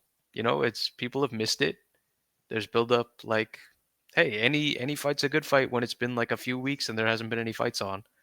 And so people are there, you got the eyeballs, you get the win, and as much as the hardcores and like journalists and stuff like that might say, "Hey, you have losses to Amanda Lemos, Jessica Andrade, and Yan Xiaonan within the last couple of years. You can't really say that you deserve it over them." Everybody who's tuning in doesn't know that. I had to go look that up. I didn't remember those losses off the top of my head. So if you would have just had a big performance like that, where you get a submission, you get a finish, and you're the main event, and you would have just called for the next title shot, you might have got it. Like you could have been the one in waiting down in Sydney, you know, there in the front row watching Tatiana Suarez and Wei Li. But instead you go, I think I need one more. And there's plenty of options for one more. I mean, there's the rematches with Lemos, Andrade, and Xiaonan. There's also a new fight in Virna Janjarova. Jandiroba. Yeah. Hmm. So there's still plenty of fights for her, but it seems like she did herself a disservice in that she could have really been fighting for the title next based off of this, but she kind of took herself out of it, and that's got to be a tough position for like people around her that want to see her do well, but she's kind of pulling the horse back. Like the horse wants to go and gallop and run onto the title, and she's kind of like pulling the reins back a little bit, going, I need one more. It's like, well, okay, I thought we were getting excited. I thought we were going. Like, there's no there's no limit to the amount of times, especially if the belt's going to start changing hands. Maybe there's no limit to the amount of times you can go compete for the belt. Hypothetically, especially if you're a name and someone that people want to see succeed, you could get a few cracks at it. It's okay to go for it and see if you got enough right now and get that kind of look and be in those big important fights. So, like you say, great performance, pleasant surprise, but we're missing that last kind of element here. You know, you're getting the upgrade on the striking. Maybe we need to get some career coaching and get the upgrade on the entertainment side. Hey man, hit up that Sakura Consulting. But all that to say, I will say this, right? Mm. The Mackenzie Dern does a lot of things really well, right? Mm. And there are two things that she has. She has all the accomplishments, right? She has. I'll start with. There's two things that there's always been like a bit of a drawback, right? And she's cleared up the first one. Now there's only one thing, right? Like you mentioned, she has the accomplishments, right? She has the most submissions in women's strawweight history and the history of the division, right? At Mm. like 4 or 5 submissions. This is her seventh performance bonus, right? When Mm. she shows up, like you said, she's one of the biggest faces at strawweight, right? One of the biggest draws, a superstar, right? People want to root for her, right? She has a magnetic personality and good energy, right? When she's in the press conferences, when she's at the fights, people want to see how she's doing. People want to know about her life. People want to know how she's doing. What is she pursuing? You know what I mean? Like it's very Mackenzie Dern makes it very easy to root for her, right? I think Mm. just I don't me personally, we always talk about the business side of like, hey, the business and the sports side of combat sports, right? Mm. Like it's not just good enough just to be a good fighter. What are you doing to differentiate yourself, right? Like, hey, this is your promo moment, right? I think naturally she has a very magnetic personality. It has very like it's very easy to like talk. It seems very easy to talk to. A lot of people just want to chat with her, see what fans want to root for her. She's a very naturally person like I feel like people want to root for her. Seems very personable, right? Always good vibes with the times we've seen it, right? So people want to root for her. They're like, yeah, let's go, right? Because there's been only 2 times, and then like I'll say this too before that I'll say it now. There's only been 2 times that I've ever chosen against Mackenzie Dern, right? Mm. Since she started, because she started. Remember, she started off in the UFC with crazy amount of hype because she was such a like accomplished jiu-jitsu fighter, right? Winning multiple, championships, doing her thing. And when she first came to the UFC, everyone was like, "Oh, this is the next Ronda Rousey." There was a lot of Ronda Rousey comparisons to her because people was like, "Oh man, the submissions, like she's doing it," and she was undefeated. I believe that the Amanda Ribas fight was her first loss, right? And there was a lot of big hype for her. And there's only two times where I've ever chosen against her because pretty much anytime she's on a card, I always choose root for her to win. It was rough watching it was rough watching the Amanda Lemos fight because I chose her over Amanda Lemos. It was rough watching a Jessica Andrade because I chose her over Jessica Andrade. It was rough for the Yana and Shannon fight because I chose her over it too, and I was like, man, she's gonna win all three of these, right? And every other fight she's had, I've been like, she's got this, right? There's only ever been two times I've picked against her. Once when she fought Lupi Godinez, because as you know, big Lupi Godinez fan. I am such a big fan of her. I'm a fan of both Mackenzie Dern and Lupi, but I'm such a big fan of like her and like the whole Team Lobo gym. Whether it's Alexa Grasso, Lupi Godinez, Diego Lopez, if they're on a card, most likely I'm going for them. That gym is just great. And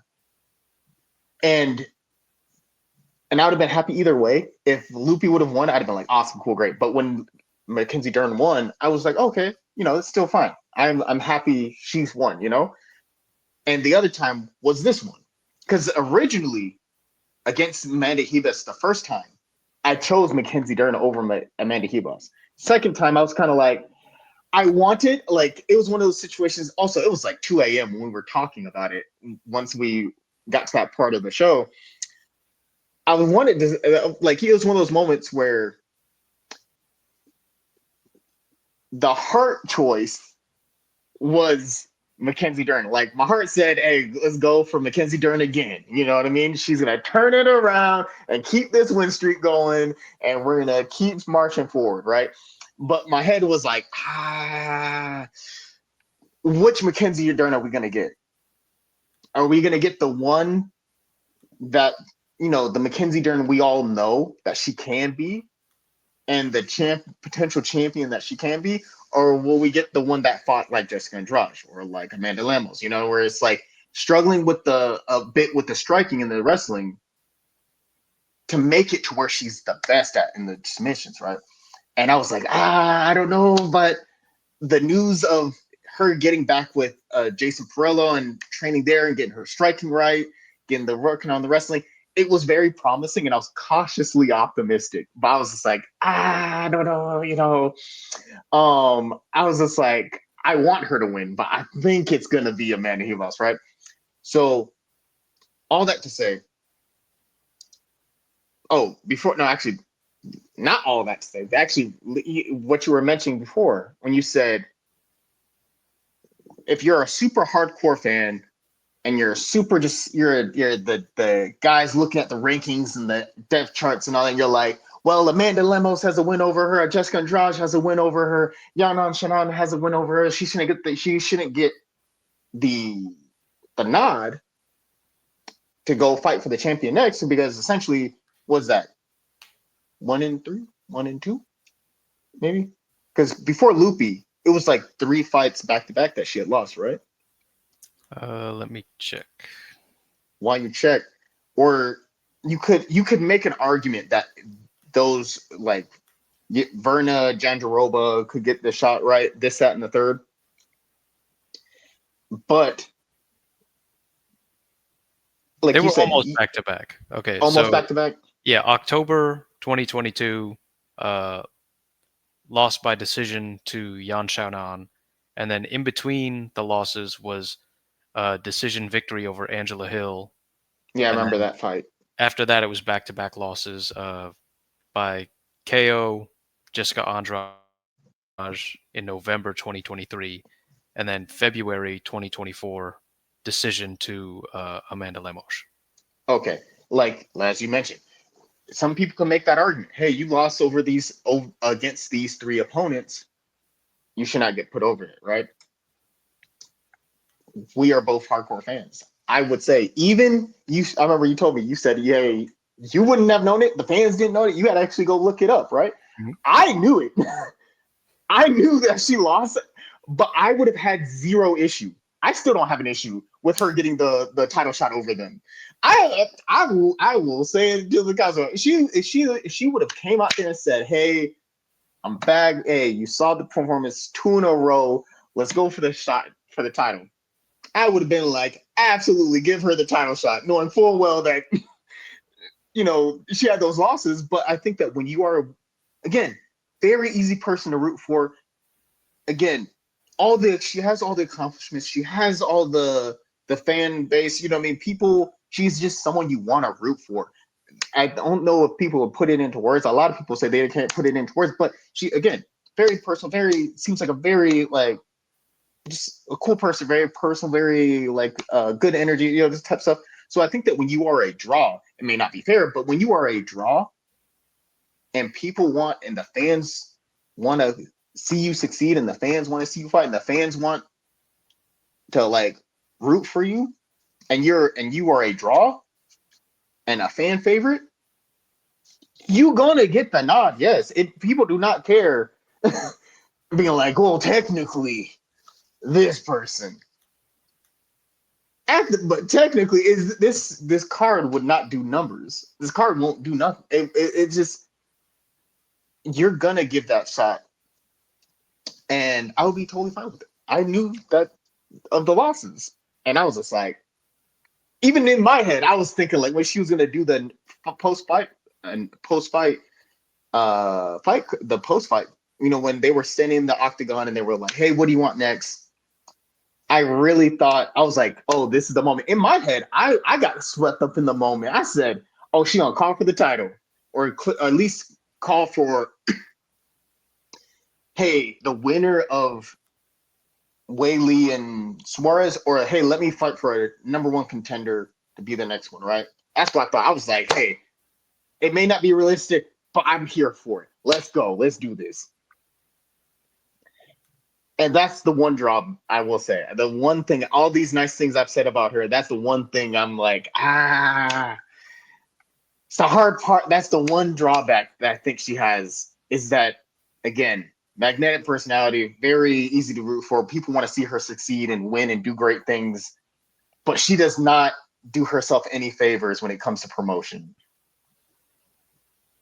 Because she had the mic, everyone's paying attention, everyone wants to hear what she's going to say, everyone wants to hear what she's going to put out, and then she goes, I don't think I'm ready for the title. That's it. One more fight, one more fight. I'd like to fight someone ahead of me, but it is what it is. I just need one more fight. And I'm like, that was a perfect moment to call your shot. When you are the star of the division, or you are like one of the biggest stars in the division, you get to call your shot. Like Izzy. Like if Izzy wins and beats Imavov coming up, Izzy is enough of a draw, and he is enough of a superstar. He is the superstar at middleweight. He's one of the biggest names in the sport. Fans want to root for him. They want to. He makes it easy to root for him. People want to cheer him. People want good things for Izzy. People want to see Izzy win. He has all the accomplishments. Similar situation. If Izzy calls for a shot to fight the winner of Strickland and DDP, they're gonna make that fight happen. They're gonna be like, yeah, Hamza should technically get the next fight, but who's gonna who's gonna say no to Izzy if he wanted to like go for, like shoot his shot? You know what I mean? And I feel Yeah, it's the same with Mackenzie Dern. Like, who's gonna say no to Mackenzie Dern? If she yeah. was after that fight, she'd have been like, "Hey, two in a row, finish. I want the winner." There's an argument to be made. You know what I mean? But she dropped the ball on that one and was just like, I did hear post fight wise, she said that like every time she sets her mind on the title and it's like, oh, I'm gonna go for a title, I'm gonna go for the, that's when she tends to lose, or it Mm. does not go right for her. And I understand that it could be in your head like, I don't want to say I'm gonna go for the title and like mess up the streak I'm on. But believe in yourself, girl. You great. Well, also, I mean, Michael Bisping, former Jason Perlow, uh, sort of student, I guess you could say. Like, he's bigging you up the whole time Yeah. in a not so subtle way, because obviously, like, Jason Perlow was his coach when he captured the title. So he's a massive, like, Perillo fan, and they have that bond and that camaraderie. So he's bigging up you and Perillo the entire time. And he's there in the octagon doing the interview. He's giving you a layup to ask like for the title, and instead you just swerve him and go like, maybe it was one more, like just just the fumble. Yeah, because I feel the fans. I think the fans of hers, the fans all across the world, were waiting on that moment to be like, "Hey, I'm calling my shot. Boom, shoot my shot. Hey, champ, where are you at?" Because to my understanding, I think Suarez was in the building, Yeah, she was sitting there. and they could have had a face off, and that would have done numbers. I really feel that because stylistically, if Suarez won, if Tatiana Suarez beats Wei Li, which I think will happen, Tatiana Suarez is a better stylistic matchup for Mackenzie Dern. I think that Tatiana Suarez is a beast, and she is another one of my favorites. I think that the wrestling of Suarez versus the grappling and jiu-jitsu, I think the jiu-jitsu of Dern versus the wrestling of Suarez would make for an amazing fight. They're both grapplers. I would like to see that fight. That fight would be amazing. That fight would do numbers. And it would be evenly kind of like, okay, you have a top tier jiu-jitsu athlete versus a top tier wrestler. Boom. But I think the Wei Li, if Wei Li wins, I think that's still I think that's a hard fight. You know what I mean? Because Wei Li is just so good at everything. Wei Li is another female fighter I'm a fan of. She's just very good at everything. There's not a lot of holes in her game. And if there is, it's very minor. And she's just so strong. Like her striking, great. Her wrestling, great. Jiu-jitsu game, great.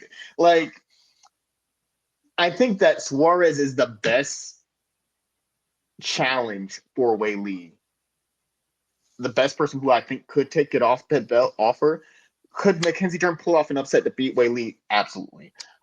I think in that fight, I give it maybe 60-40 Dern. No, 60-40 Wei Li against Dern. That might be the only other time I like go again. But let's see. I want to see how she looks in the next fight. You know what I mean? I Mhm. think against Suarez, I give it 50-50. But moving onwards and upwards to this upcoming fight card that is happening Saturday, the first pay per view of the year. Let's get it. Let's go. There's a lot of fights I'm excited for. There's a lot of fights I'm looking forward to. Give me your thoughts. Tell me your opinions. What do you think about this? There's a lot of news that broke also, but Yeah. So what's your feelings? let's start at the top and work our way down. So at the top, this was supposed to be Islam Makhachev versus Arman Sarukian. Uh, on the morning of the official weigh-ins, Arman pulls out with a back injury from seemingly nowhere. Like build Significant up, back injury. the Mhm. whole build up to this week, I had not heard any rumors or any like. No one was saying, "Oh, maybe so and so is going to weigh in as the backup or something." Like nobody had said or indicated at all that there was any hint of a possibility that the main event wasn't going to go off until the very last moment when the weigh-ins were happening, and everybody's like, "Where's Armand?" Like, and then a few hours later, it's like, okay, so now Hanato Moicano, Money Moicano, is going to jump in to the main event and fight for the title for his On first 48 time. hours notice. Yes, against who people have in the current official Don't say ranking. it. Officially on the UFC website, technically, the guy who's ranked, who has the one next to his name over on the pound for pound list. But we all know who's number one. Right. And so this seems like a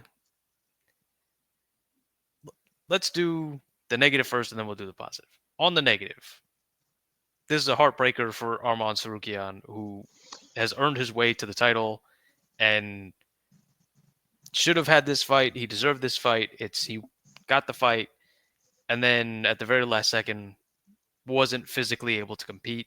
That stinks for him. Hopefully, this won't be too long out, and he can. I mean, depending on how things go, maybe he loses this opportunity and has to fight someone else again before he can get his shot at the title. There's a lot of that'll be kind of up in the air now for him moving forward, depending on how long this recovery is going to take. So that stinks for him.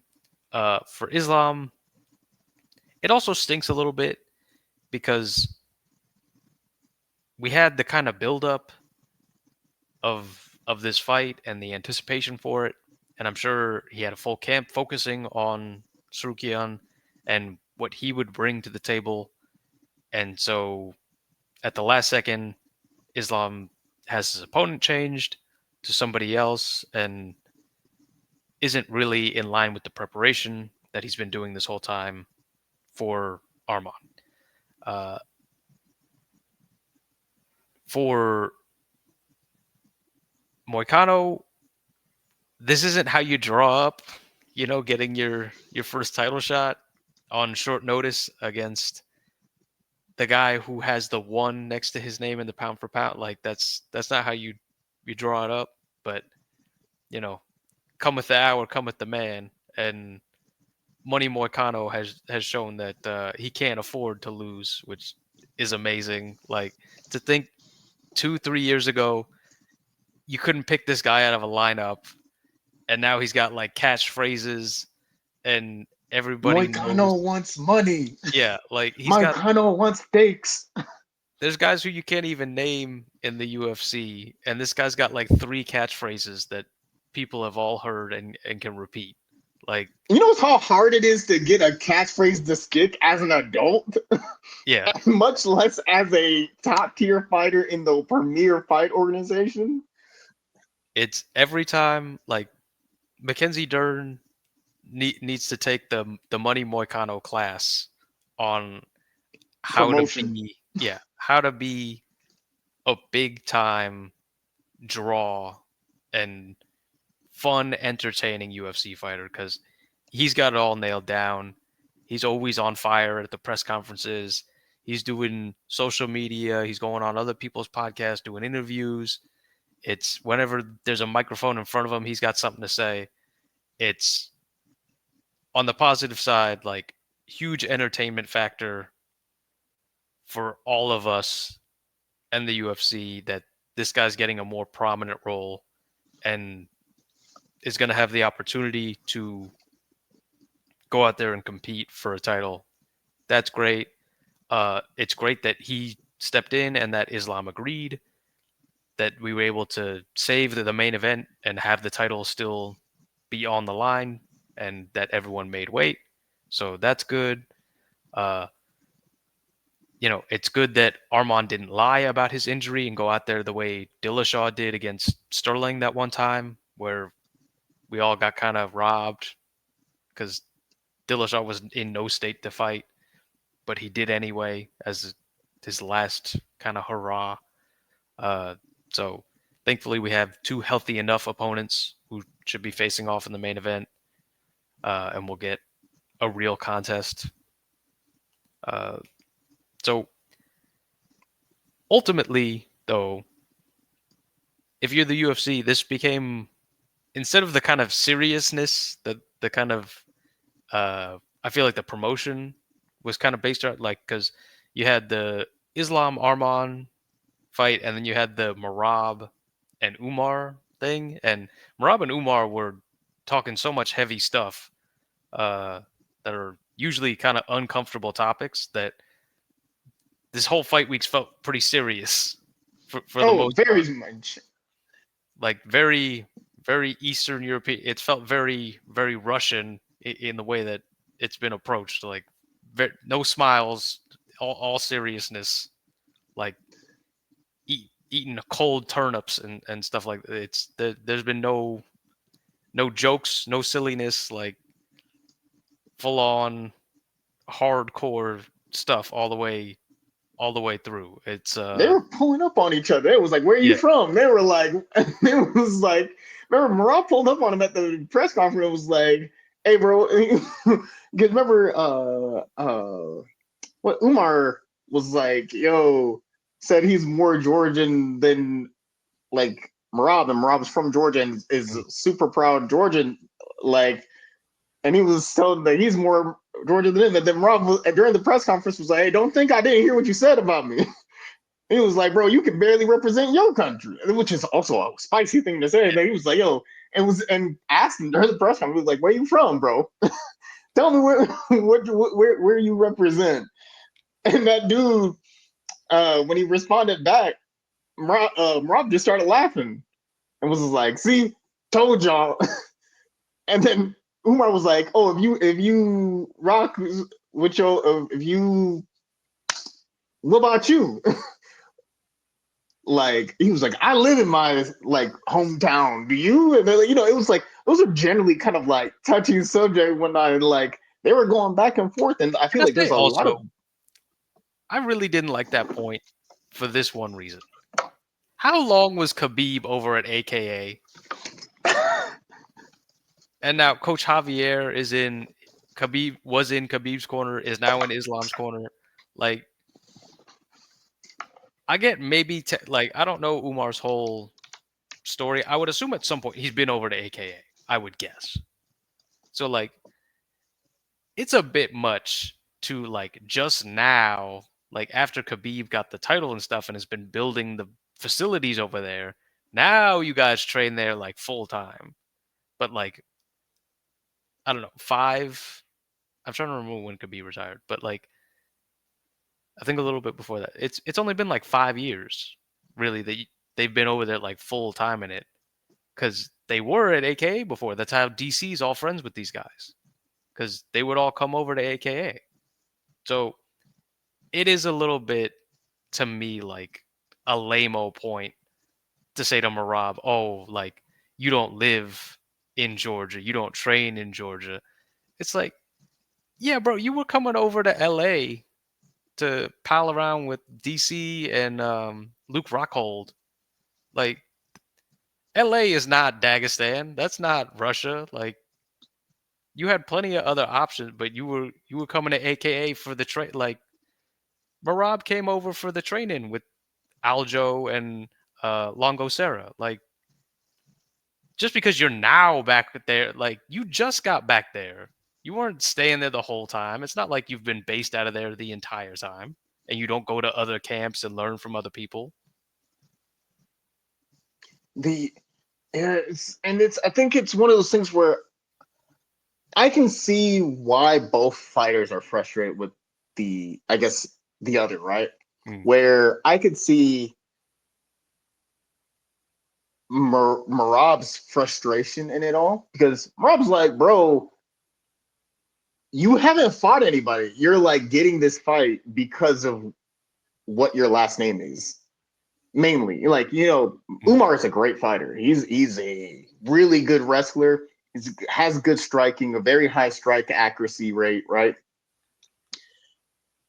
But I know from Raw, and he's because his last name is like Nurmagomedov, and that's a very is one of two fighting family dynasties that the like the usually there's the because I feel like there's only two, the Gracies and the Nurmagomedovs. You know what I mean? When you Mm. hear those two last, if you're a fight fan and you hear those two last names, you already know who it is. You already know what they're going to be about. You already know, hey, it means that they're going to come through and be very dominant, right? Umar technically, I can see why Marab feels a bit frustrated because Umar technically only has one. He's 6-0 and is undefeated and has looked very good during his run, but he's only fought one person in the top 10, which was Corey Sandhagen. Mm. And Marab is like, "Bro, you just fought one person. yes, you're a good fighter, but you're mainly getting this fight with me for the belt, for the title, primarily because of your last name. Because of like what your cousin did. The legendary Habib Nurmagomedov.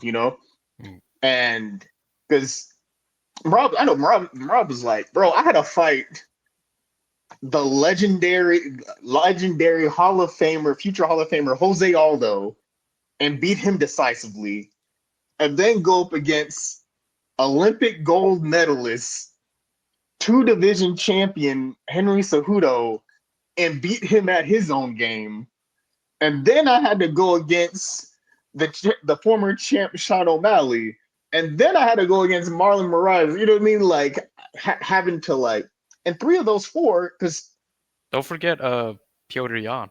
and then had to go against Peter Yan and beat him decisively too. Where it's like that's four of his five, like 4 or 5 of his last fights were against former champions, and two potential future Hall of Famers. So he's had to get it out of the trenches for real, like had to really grind and like go and get it the hard way. And then to get like opponent who's just like, man, let me stroll in here. I could see why he'd be frustrated about that. It's like, bro, I had to go through play the game on like nightmare mode just to even get the belt. And you out here playing on easy. Even though they're both really great fighters, I can understand why Marab would be frustrated about that. And then for Marab, I mean Umar, I can see why he'd be frustrated about it too. It's just like, hey, bro, don't hate me because I'm great. Like, hey, you know what I mean? Like in the sense of, you know, yes, his last name is he is Habib's cousin. Yes, Habib's done a lot for the sport and is a like legendary fighter. And yes, he is doing his own thing. And he trains with like Habib and his team and all that, and he's put in his own work. He's 6-0. He's doing things. It's I think that you're gonna get fighters.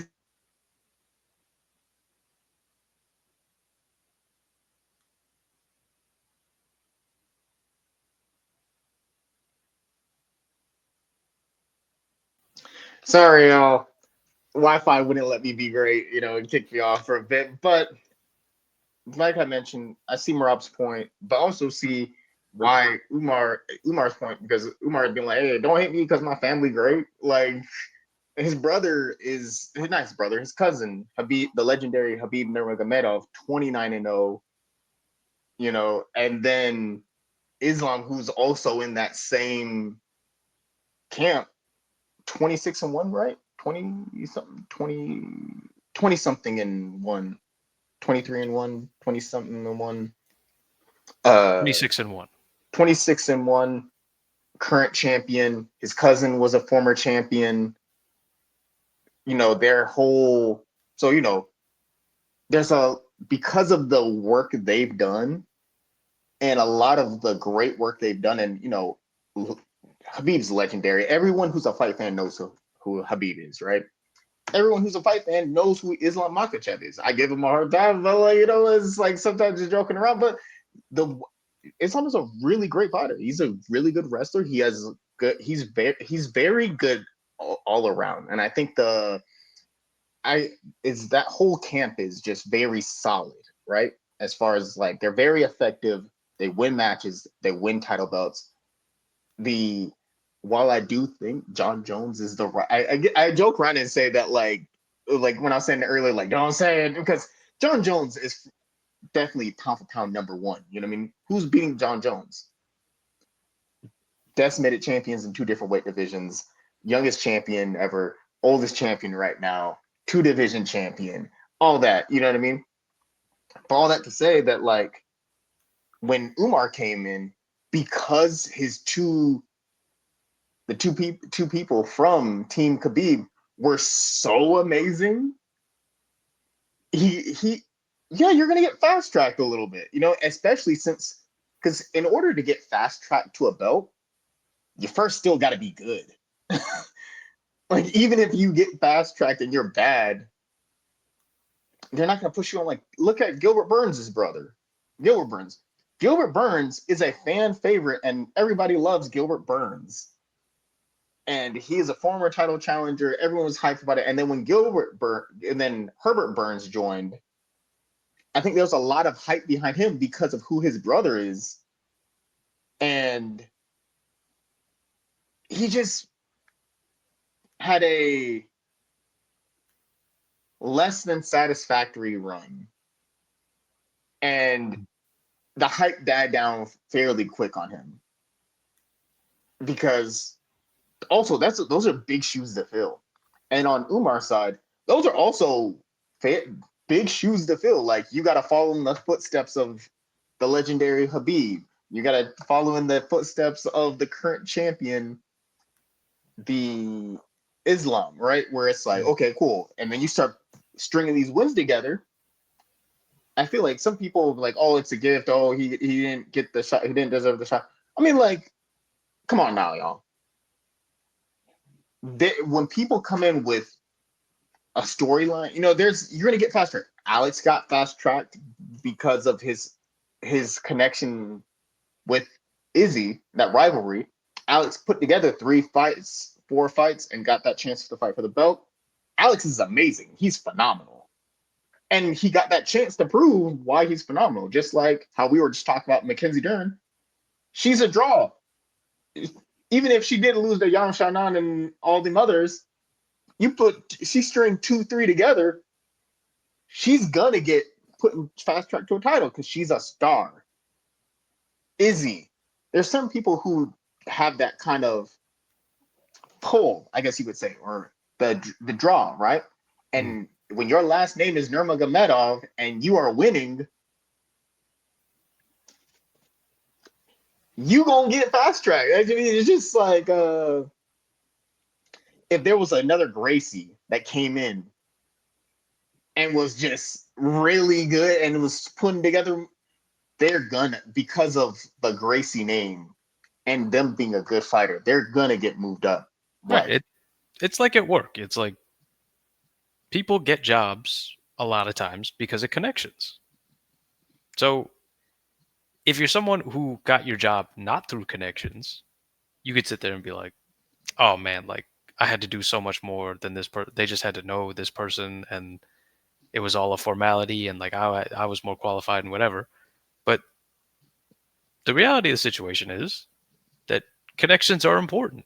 Yeah. Like you need connections, and having connections that and people that you want to work with isn't a bad thing. Like it's people that you have a rapport with, that you've worked with in the past, that you think you can work with well again. So it makes sense to bring in people who you can trust and who you already have a relationship with.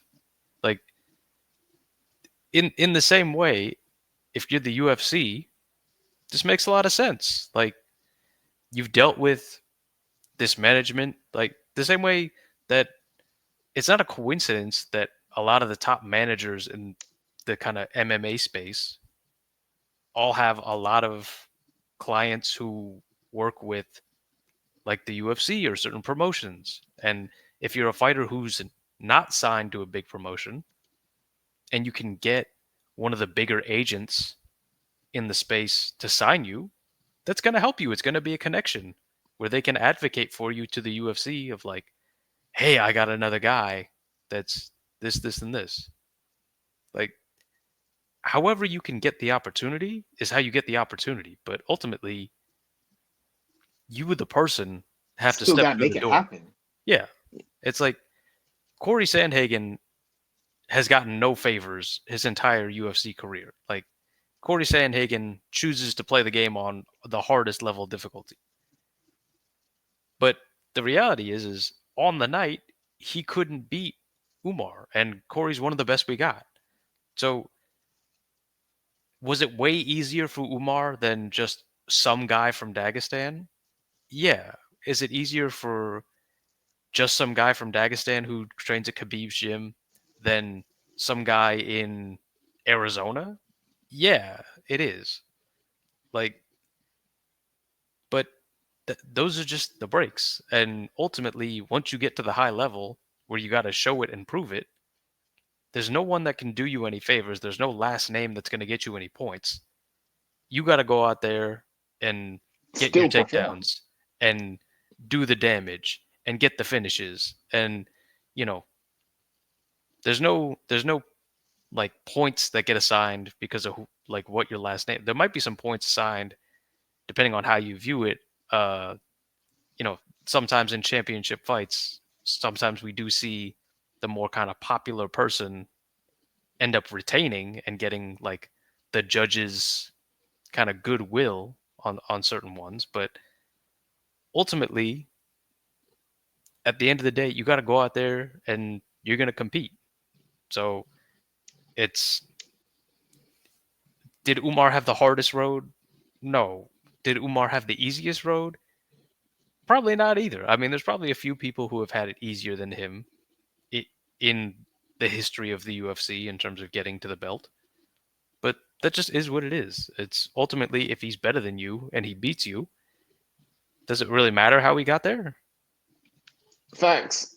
That is very true facts. Where it's like you said, your opportunity. How you get your opportunity is just how you get your opportunity. But you still gotta win.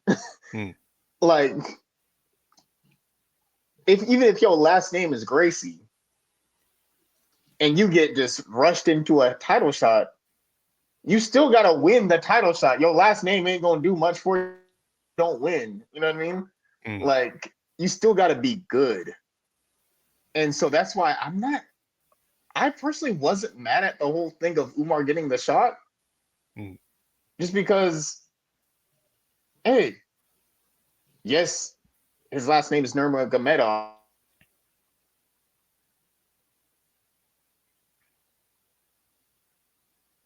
Not sure where I left off, but yeah, it's just one of the things. It's like you still gotta win.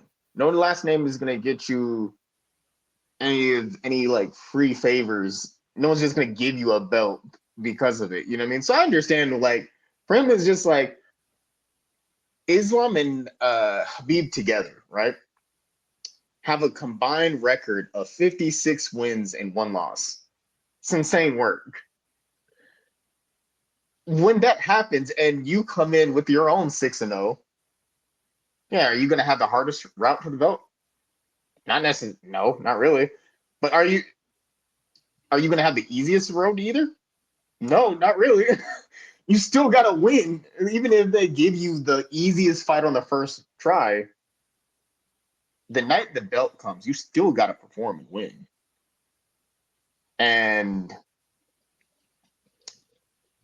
I think that so I can see for both fighters why they would be frustrated. And it's like what they say. Sometimes it's about who you not necessarily who you know, but like who knows you. You know what I Hmm. mean? I guess it is about like who you know and also who knows you. Hmm. Hard work and then a dash of right timing, you know? And but going back to what you said about Moicano and Arman Sarukian, yeah, it is tough what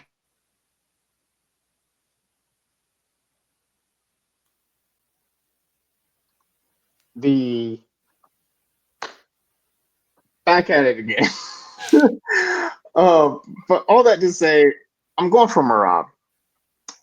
I feel like Marab is similar to like Money Moicano in the sense of that like the personality is what sells. You know what I mean? Like Marab is an amazing fighter, and also he's a draw. Like his personality is dope. He seems just like good times and good vibes. He has a really great energy and just he seems like he'd be a really dope dude to go get a beer with or to go uh eat tacos, you know what I mean, and go just kind of like hang out with. He seems like a cool dude to hang out with, right?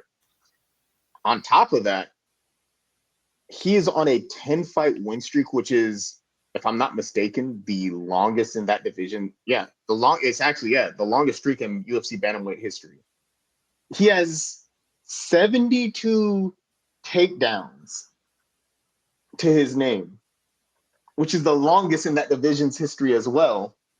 And get this, he is 6 takedowns away from breaking George St. Pierre, GSP, one of the most legendary fighters of all time.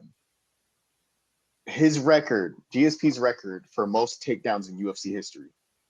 He only needs 6 to break GSP's record. There's three people who people generally consider the greatest of all time. John Jones, Anderson Silva, GSP. On Mount Rushmore of greatest fighters ever, those 3 are a lock. And Merab is in the prime of his career and only 6 takedowns away from breaking GSP's record, which is insane work, right? When you look at Merab's control time, if Merab lands that takedown, gets on top of you, Merab has an hour and 15 minutes of control time. That is such crazy work because fights are only, when you're not fighting for the belt, they're only 15 minutes. And the championship fight 25. So for you to have an hour and 15 minutes of control time is crazy. But I have Merab winning this fight. I think it goes to decision. I think Merab wins a unanimous decision.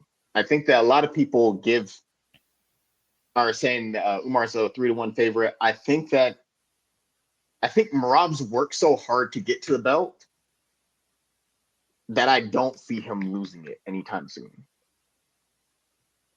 So I'm with you on this one.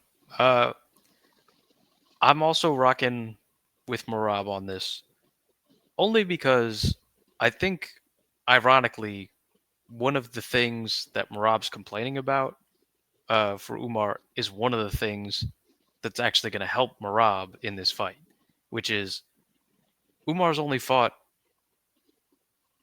Corey Sandhagen in terms of like the top guys. Strength of schedule. Yeah, it's Umar's fought 4 former champions in a row. Yeah. And I think... Merab's fought 4 former champions in a row. Yeah. So I think the baseline level that Merab is operating at right now is super high. Like he's in his prime physically and mentally right now. And I think that this is absolutely going to be the toughest fight for sure that Umar's ever had. I can't guarantee you that this is going to be the toughest fight that Merab's ever had. So for that reason, I also think this is probably a decision. Like, I can't remember that many times where Merab has really been that finisher, and I definitely can't see necessarily a submission type deal coming off. So, and I don't know if Merab is A, heavy-handed, or B, if he's going to sit on his punches enough to get like a KO or a TKO.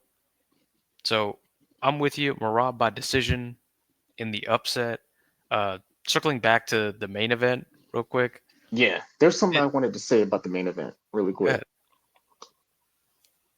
Like you had mentioned, I feel bad for Arman Tsarukyan because he's such an underrated fighter that a lot of people don't really know about yet, I feel like, because fundamentally he's good everywhere. Like he's such a fundamentally sound fighter. Like the fight he had against Mateus Gamrat, right? That wasn't like the big like Alex Pereira versus Israel Adesanya fight, but it was, when you saw the fight, it was a very technical fight, and you saw Tsarukyan come through and did really well. He beat Charles Oliveira, and we are big fans of the legendary Super Saiyan. And when you see just where Arman Tsarukyan started, right? Like he faced Islam in he had maybe 5 fights in the UFC at that time, and took that fight on short notice and really kind of took it to Islam Makhachev, where he was unlike most of Islam Makhachev's opponents. Marab, not Marab, Arman was able to take Islam Makhachev down. He was able to hold him there, and he was able to scramble with him. Now that both of them have had time, like what, 5 years? Because Sarukian was like 22 at the time. It's been 5 years or however long. He's only going to get better, and we've seen that progression through where there hasn't been a moment where he's stagnated. He's constantly getting better, and the crazy part is his fundamentals are so solid. Where like striking's good, wrestling's good, jiu-jitsu's really good, right? Where I think that like his wrestling really good. Where I think that he could hang with him, and I felt the reason I also felt bad for him is that he's been waiting since UFC 300. Like he's been waiting since April and said, "Hey, I'll just sit out until it's my turn." You know what I mean? I'm not trying to fight again. And then you get the home field advantage, where you get the title fight you've always wanted, and it's against the guy who you had a super close fight with for the belt in LA. You know, there's a big Armenian population there, where a lot of people, I feel like the whole like city was coming out to support. Big build up for the fight, a big culmination of a dream, and then for it to like 48 hours ago to have to call in the UFC at 1 a.m. and and have to pull out due to a significant severe like back pain. I knew that they had to hate that. You know what I mean? Whereas it's like you've been waiting for this since April, and finally you get your chance in February. So heal up. I hope you feel better. But what a gangster move from Money Moicano to show up. You train for Benyel Dariush. You weighed in, and they go, "Hey, Arman Sarukian had to pull out the fight due to the back, like not being cleared medically, back, severe back pain. Could you take a fight with a guy who's 10 spots above you in the rankings and go fight Islam, who's in the top 3 pound for pound currently, on 48 hours notice?" And then Moicano's just like, "Bet, yeah, I got you." Man, that is such a cool guy move. Like, he came into the press conference throwing money. He was just like, "Yo, Moicano wants money." The promotion of it was dope. It was fire. He's coming out. He's always entertaining. He has a very Marab, it's very cool personality. Very like he seems very like he's the the personality is, I feel like, what gives him the big push. Like his fight style is dope. He has a very exciting fight style, and he's a good fighter. But I think the personality is what helps him differentiate from all the other fighters in that division. And we've got a chance to see, when you promote yourself well, good things happen. You promote yourself well and you continue to fight well, good things happen for you. And now Moicano's getting a chance to play spoiler and pull off a super huge upset and become a champion. And Moicano really about to be getting this money, and Moicano really about to be eating these steaks and taking these vacations to Bora Bora if he pulls off the crazy upset win. But also, what a cool guy move from both Islam and Moicano to be like, "Oh, 48 hours notice? Bet." Because Islam could have easily said, "I'm not fighting him. I trained for Arman Sarukian," because Arman Sarukian and Hanato Moicano are two very different fighters who have two very different styles.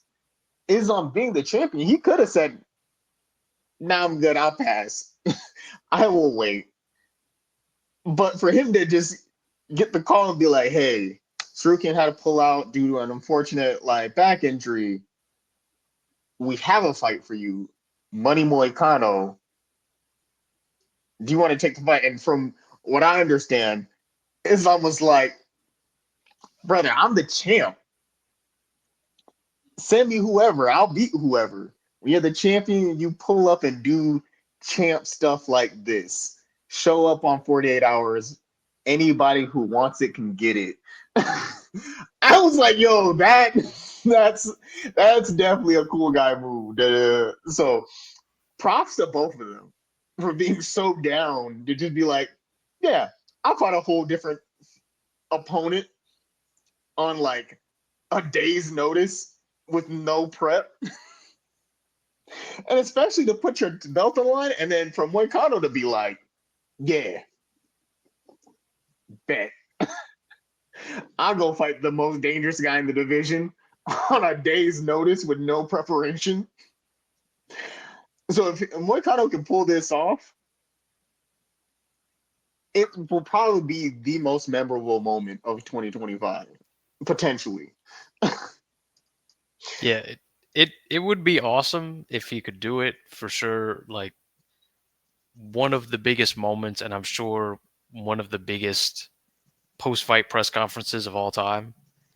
Uh, that being said, I'm going with Islam by finish. I mean, if he can finish Charles Oliveira, I gotta believe that you can finish Hanato Moicano.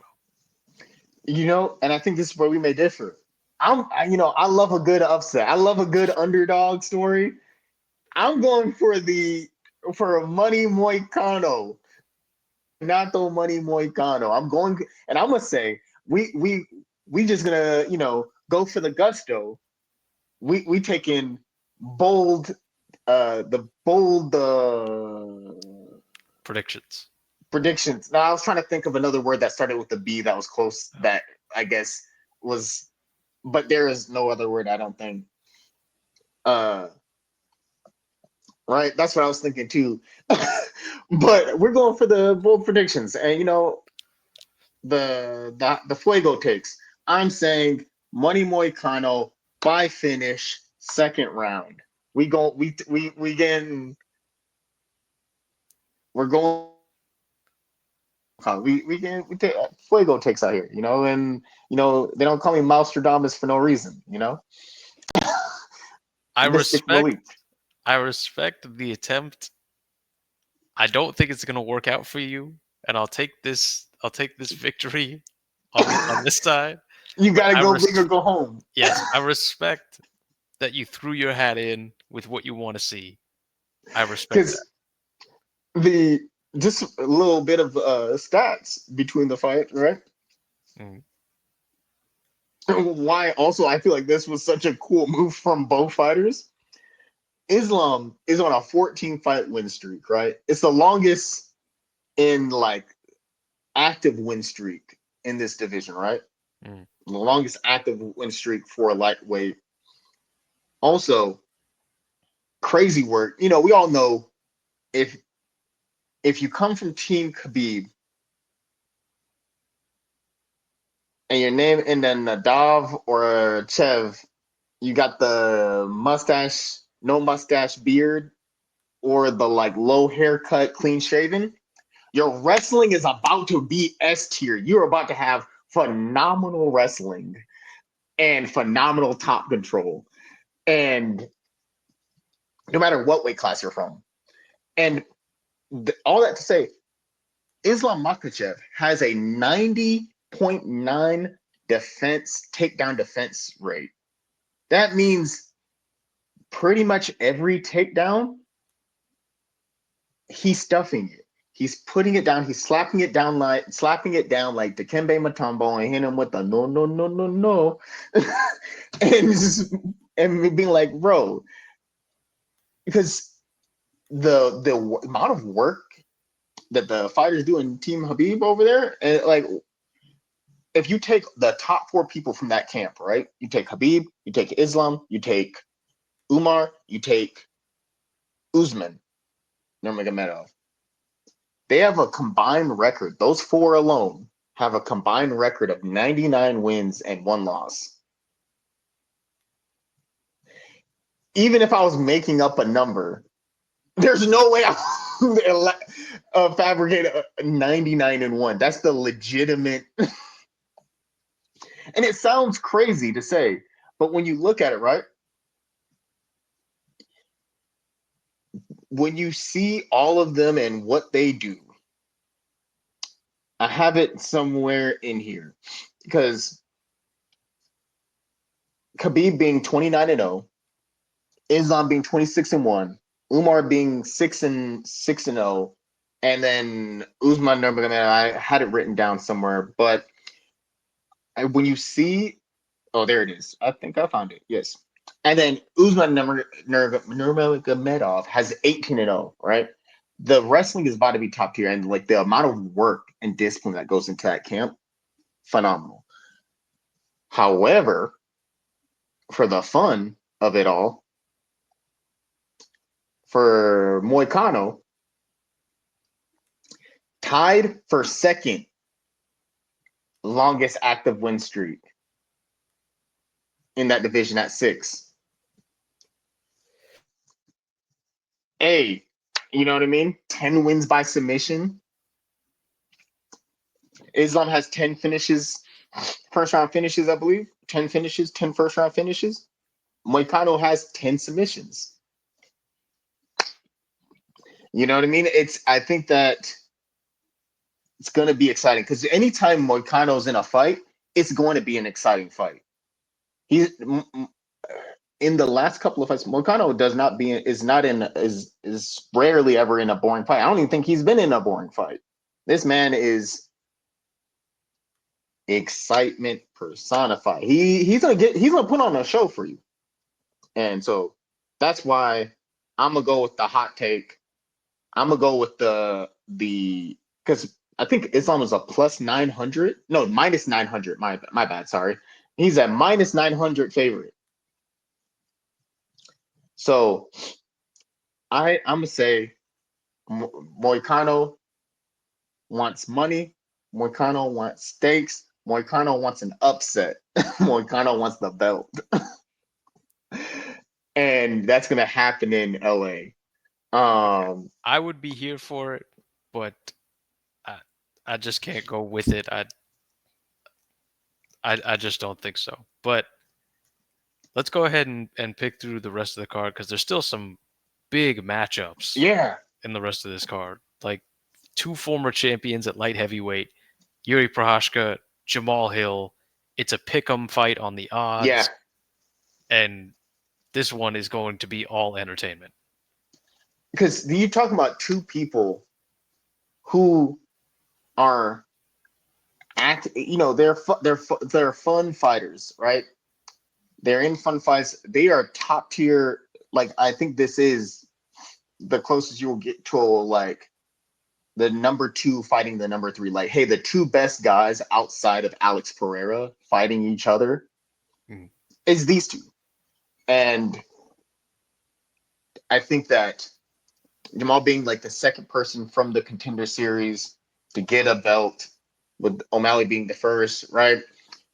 Jamal Hill was on a good run prior to the Alex fight, and Yuri on a good run too prior to Alex. Because technically, when you look at it, Yuri Prochazka has lost to no one in the UFC except for Alex Pereira, right? Mm-hmm. And when you look at Jamal Hill, there's not many people Jamal Hill's lost to outside of like Paul Craig when the arm broke, and then Alex. So when you look at those 2, but I think this is the interesting part, right? You have Jamal Hill, he has a very strong style that matches well with Yuri, but also I think will create a lot of action, a lot of like chaos in the ring, because he's going to come forward and press the pace. He's going to try to push the action. Yuri is also going to push the action. So I don't see this fight going to the ground. I think this is going to be either a Daniel Zellhuber Esteban Ribas fight. I think they're going to keep it on the feet. I think they're going to go at it. Yuri is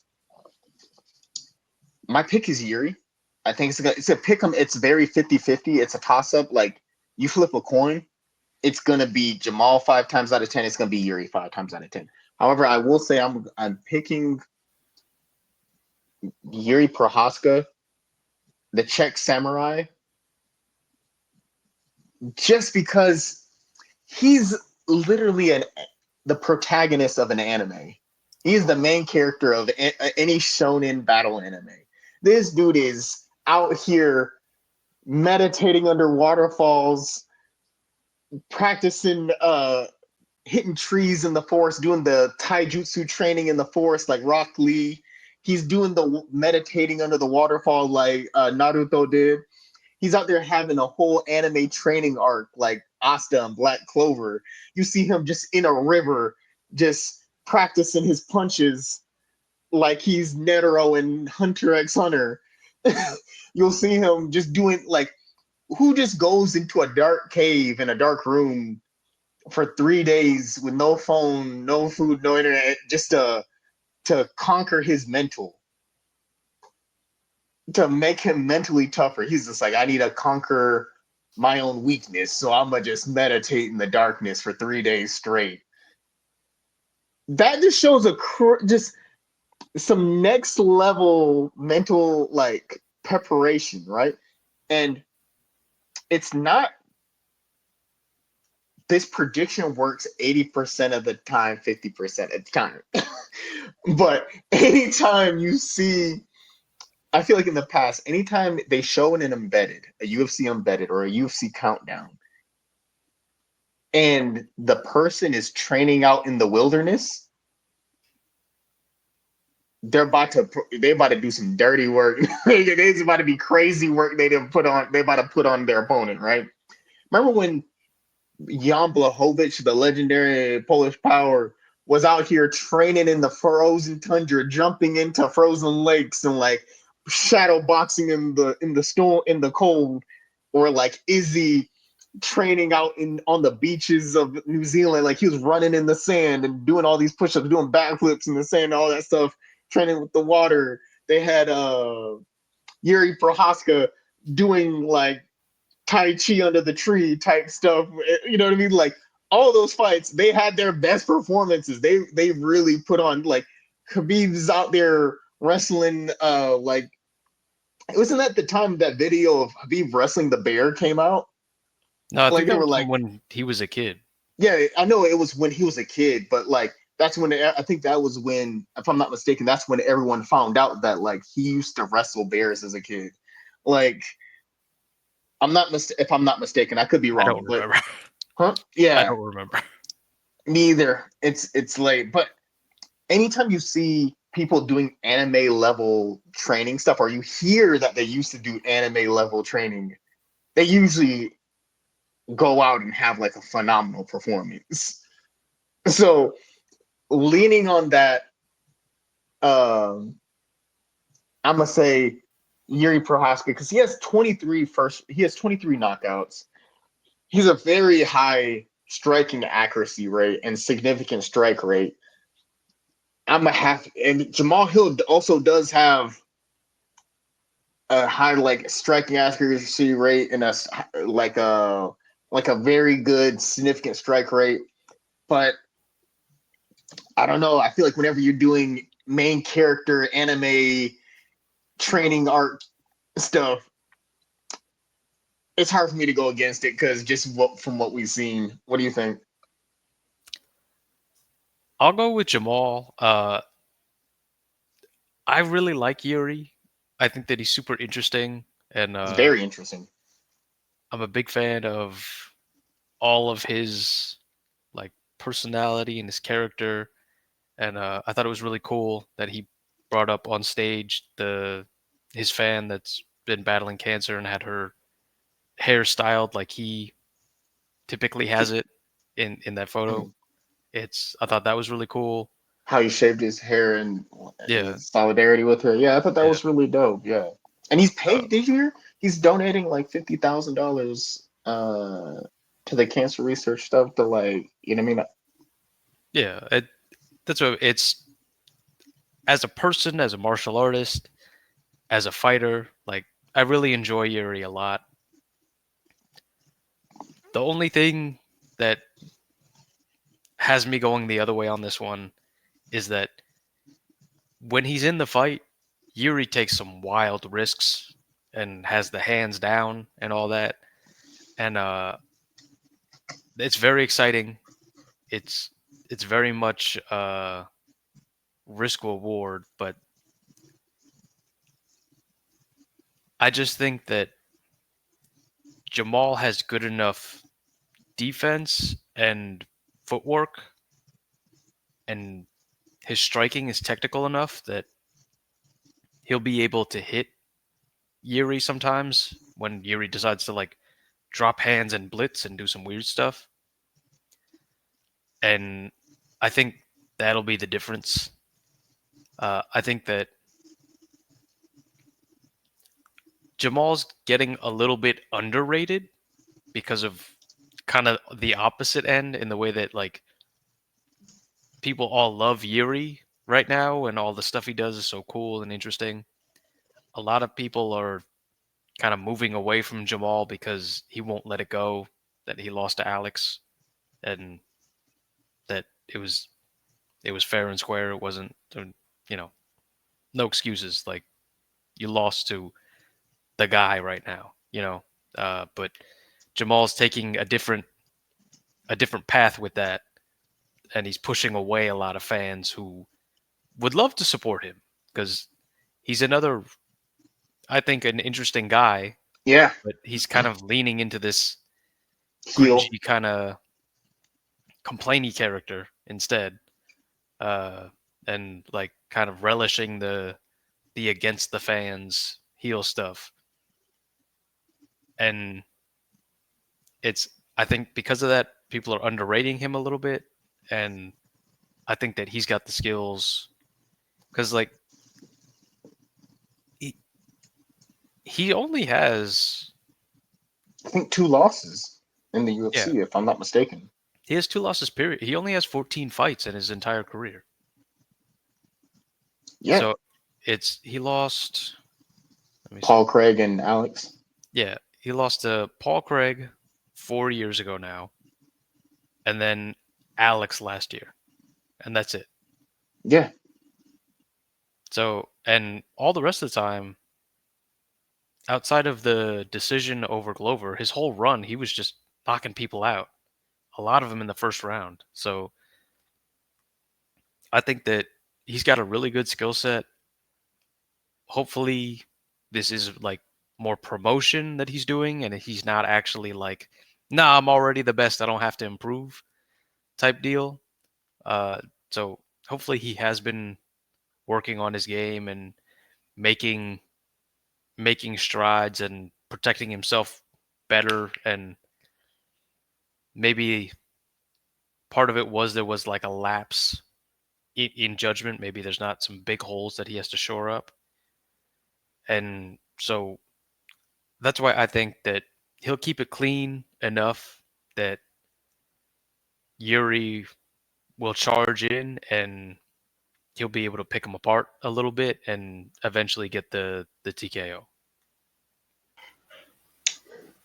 yeah. I think people Wi-Fi is giving me issues again, but we back. But no, I think that like people are really underestimating Jamal Hill. I think that some people I think Yuri's the favorite, and I think people are not giving Jamal Hill the credit I feel that like he deserves, and I think this fight is a lot closer than what people are saying it will be. But I think that while Yuri takes a lot of big risks and big swings, I think that's what when it works.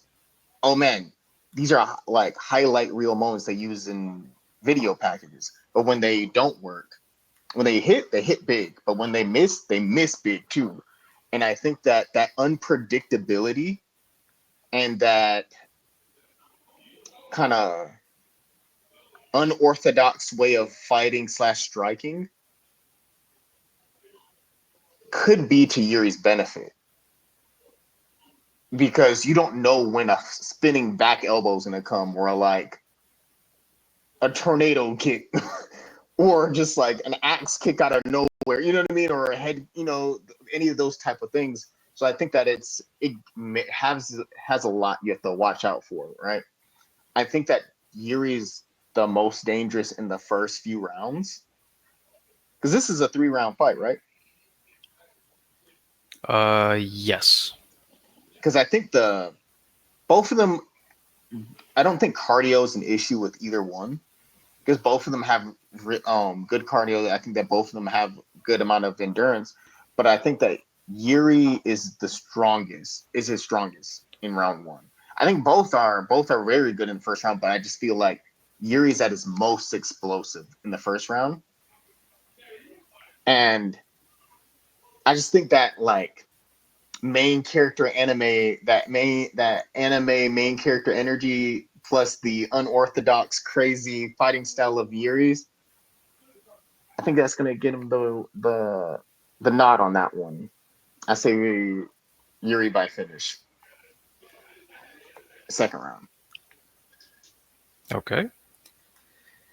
And let's creep on down the card. We got heavyweight matchup: Jalton Almeida versus Sergey Spivak. What do you got? I'm gonna say Joe Almeida. I've been saying I've I've been pretty big on Gelton Almeida. Told people that like even when he was on the Ultimate, like not Ultimate Fighter, Contender Series, I was like, oh, this dude, I feel like could be the person to shake up the heavyweight uh, division, right? And that he's had some letdowns. I think it was against Curtis Blades. I think it was Hmm. where he just did not perform well, and there's been moments where I was just like, did I pick the wrong choice? But I think that he is. I think he's going to bounce back. I think that this is going to be a good performance from. I know Sergey Spivak is a really good fighter. I mean, like this dude is also another person who's like underrated to most fight fans. I feel like because really his only losses are to Cyril Gahn and I think Tom Aspinall, who are the 1A and 1B of this new generation of heavyweights outside of the legendary GOAT John Jones. I mean, like, and if you put John Jones in the conversation, they are 2A, 2B. They are the future. Those two are the future of the heavyweight division. So I think that it just goes to show you how good Sergey Spivak is. But I do think I want to say Jailton pulls out the win and Okay. gets back on the road to So what I think his potential could be. I agree that Sergey Spivak is underrated. He's so underrated, in fact, I'm gonna pick him for the upset Ooh, okay. because I think Jelton Almeida is very good, but I also think that Jelton Almeida really enjoys being the dominant grappler who's fighting a striker. And Sergey Spivak showed in his last fight. So I was looking at his record in the UFC. Sergey Spivak has 3 losses in the UFC. Uh, four. So on his debut, he lost to Walt Harris, but that's your Mm, UFC debut. Things yeah. can happen. And then the other 3 are, like you said, Tom Aspinall, Cyril Gahn, and the other one was Marcin Tabora. And he just submitted Marcin Tabora in the very first round in his last fight. I think that he's 29 years old now. I think he's coming into his own. And I think that his grappling ability will be enough to frustrate Jelton Almeida. And I think that Jelton Almeida hasn't yet shown the ability to beat, because the other grappler that he fought was Curtis Blades, and Curtis Blades KO'd him when Jelton was sticking way too hard trying to go in uh, on like a. He had like a single, but he was trying to like lay down on the mat and grab like a double, and Yeah, when they were Curtis up just against said, Cage, "Yeah, hit him with the elbows. yeah." So I think that he might struggle with other good grapplers in the division, and so I'll say Sergey Spivak frustrates him, and lands a big shot, and we're all talking about Sergey Spivak as like the moving himself into that tier behind the Aspinalls and the Gons and the John Jones. Yeah, because I feel like if you lose to Ghana and astronaut, honestly, I don't give anybody slack who loses those two because I feel like if you the four losses you have, half those losses are to like former interim heavyweight champions in the future of the division.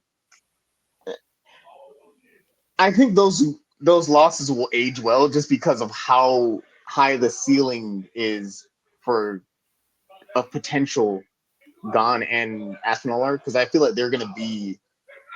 This is maybe an early pick. I may be saying it too early, but I truly think that they're going to be the Stipe and John Jones of the next generation, like where they go down as like, oh, these two are the best heavyweights that this division has ever seen. You know what I mean? Yeah, Outside and of John Jones, I think they both could surpass Stipe. I just really think that their potential is that high and they're that good. yeah, and So to give Spivak the benefit of the doubt, the Aspinall loss was 4 years ago, yeah, and the Gon one was more recent, but Gon is also 34. He's in his MMA prime. yeah, Spivak is now he's 29, so he's entering into his kind of prime years, and he's definitely not seen in all his heavyweight fights. He's not seen other guys like Aspinall and Gon before. So, like absolutely. you say, no Those two are shame unicorns. in losing to those guys. And on your night, maybe you can have a successful, build yourself up a couple years more. You go fight the other kind of guys who are hanging out in the tier below those guys. You get a couple wins. You keep training. You add to your skill sets. You get a little sharper, and maybe you can rematch one of those guys and like have a have your best all-time performance, and maybe they don't come up to their usual level, and suddenly you're in kind of title conversation, or maybe you win the title. So it's I think there's still a lot of room for Spivak to go and continue on, and it's Almeida. I do believe in him as a fighter, but Same. I need to see more. I need to see a like ferociousness and some of the striking, not to be so relying on the grappling. Yeah, because that's the one thing that does make me nervous about Almeida is that the Curtis Blade situation where I think, you know, when he is the hammer, when Almeida is the hammer, he's a very good hammer. When he's the hammer and someone else is the nail, Mm. he does a very good job at that. But when the roles are reversed, it gets a little dicey because and like like they say in wrestling, bro, if you go for a shot, you go for a single, you go for a double, you go for whatever. If you don't get that in 3 seconds, they used to tell us, hey, you don't get that in 3 seconds, go to a different move. You're wasting so much energy, especially when you're tired, trying to force a single leg, trying to force a double leg. Like, and then he saw him get elbow to the head. Bro, you're getting these elbows on top of your dome piece. You know what I mean? They're just going bop, bop, bop. Let go. Work up the body, get an over under, get something, clinch up, do something, protect your face. But that stuff does it's a bit of a concern. But for the Spivak part, I agree with you. It's one of those things where how often you Aspinall and Ghana are MMA unicorns in the sense of that they're how they're rare. It's a rare occurrence when you come across someone like a Cyril Gahn, someone like a Tom Aspinall, because how often as a heavyweight are you gonna come across a guy who's 6'4" and like 264 who's who's built like a comic book character, who has the footwork of a welterweight, and the striking abilities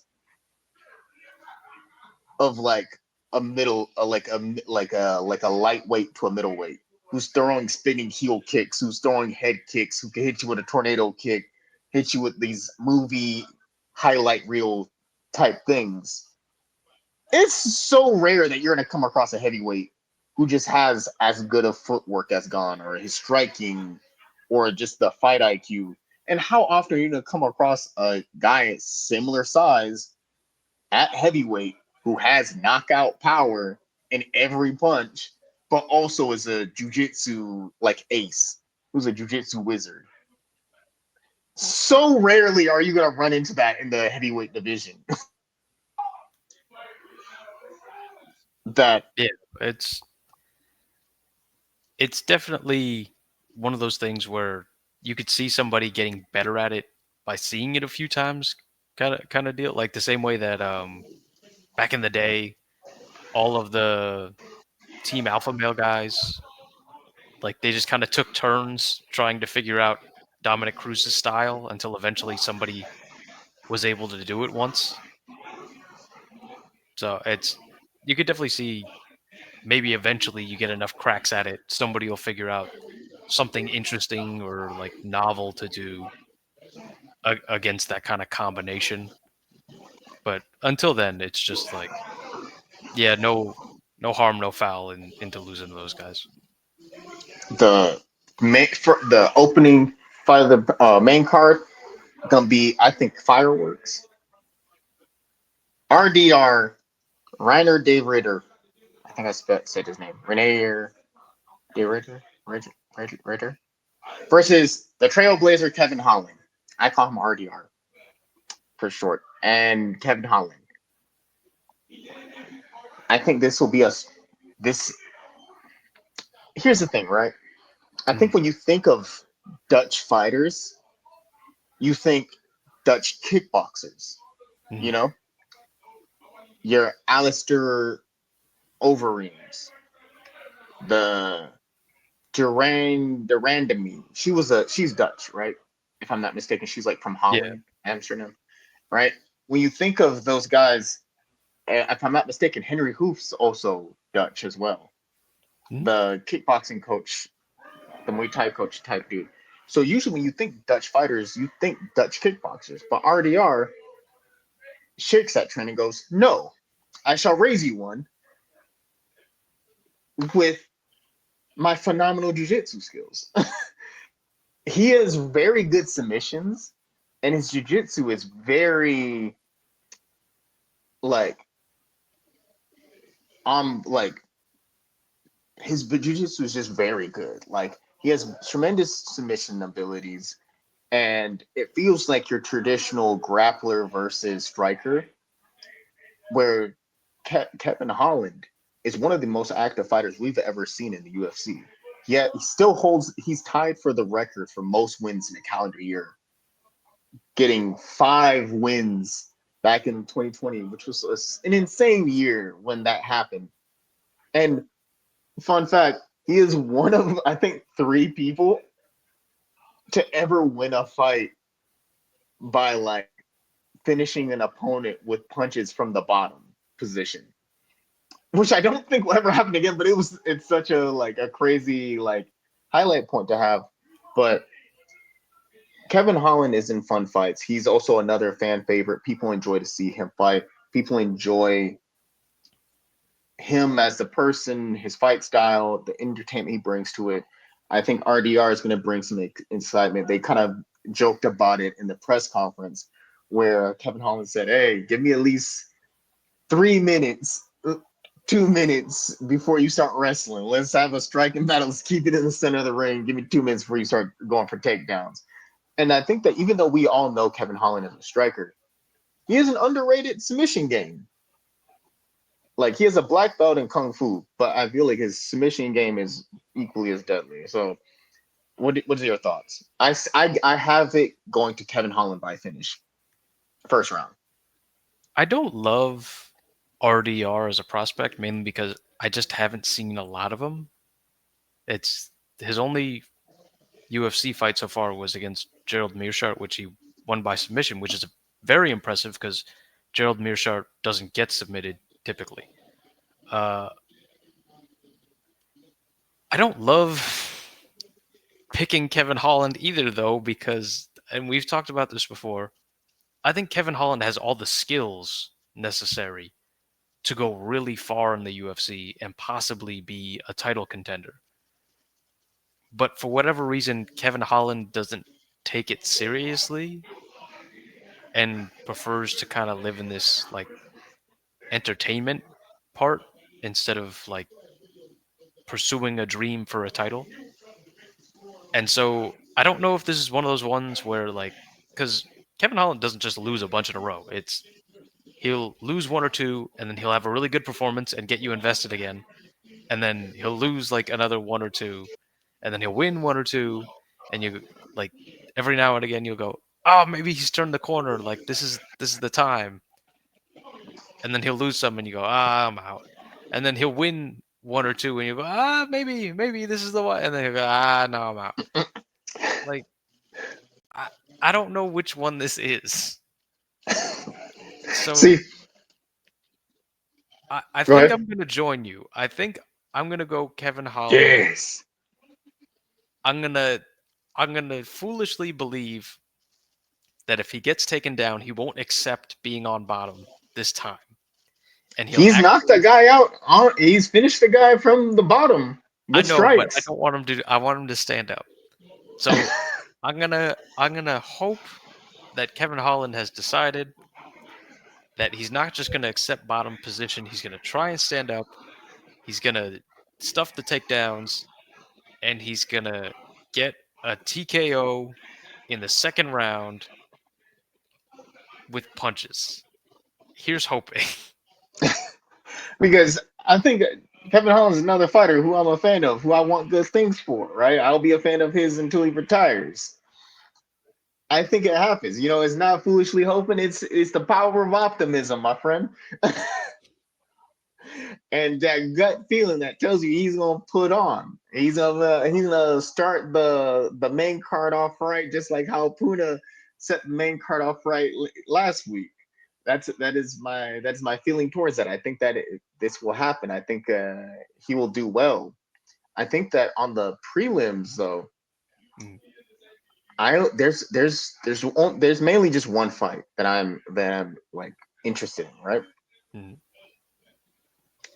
Peyton Talbot versus Barcelos. mm. I don't know if you know much about Peyton Talbot. Do you?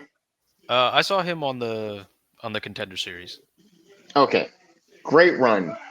This dude, really great boxing, tremendous striker, undefeated 9-0, right? Mm, I believe he's 4-0 in the UFC.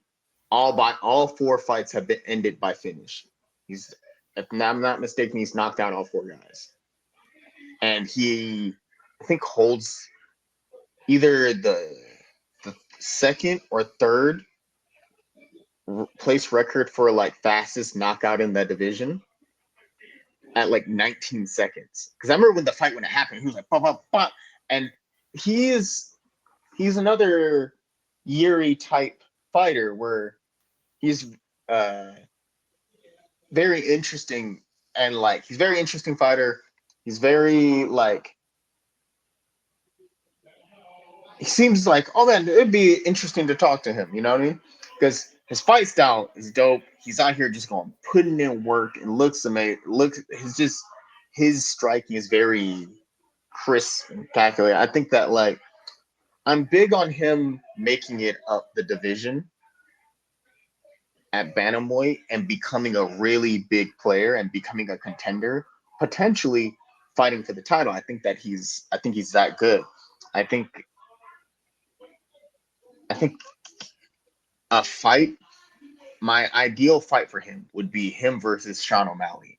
I think that would they have. I feel like similar style in that. I feel like that fight would be a really good fight. But I have him beating Barcelos by knockout in the first round again. Not again, like he knocked out Barcelos again, but I have him winning by first round knockout again. Yeah, I'm with you on this one. I think that this before the main event got changed around, he was the biggest favorite on the card. Uh, I think this matchup and this card placement isn't an accident. I think it's on purpose. I think the UFC feel like they got something in this guy. I feel like he's, you know, the UFC put the ball on the tee. Now it's his job to go up there and smash it. So it's I agree with you. I think he'll do it. And then one more that I wanted your opinion on. Mhm. Uh, your boy Rinya Nakamura in Yeah, the early prelims fighting. I'll take a stab at this. Muin Gafurov from Tajikistan. that sounds right from what I remember. Yeah, and also you're. I feel like 98% of the time your pronunciation is always like you always be hitting these pronunciations like John Anik.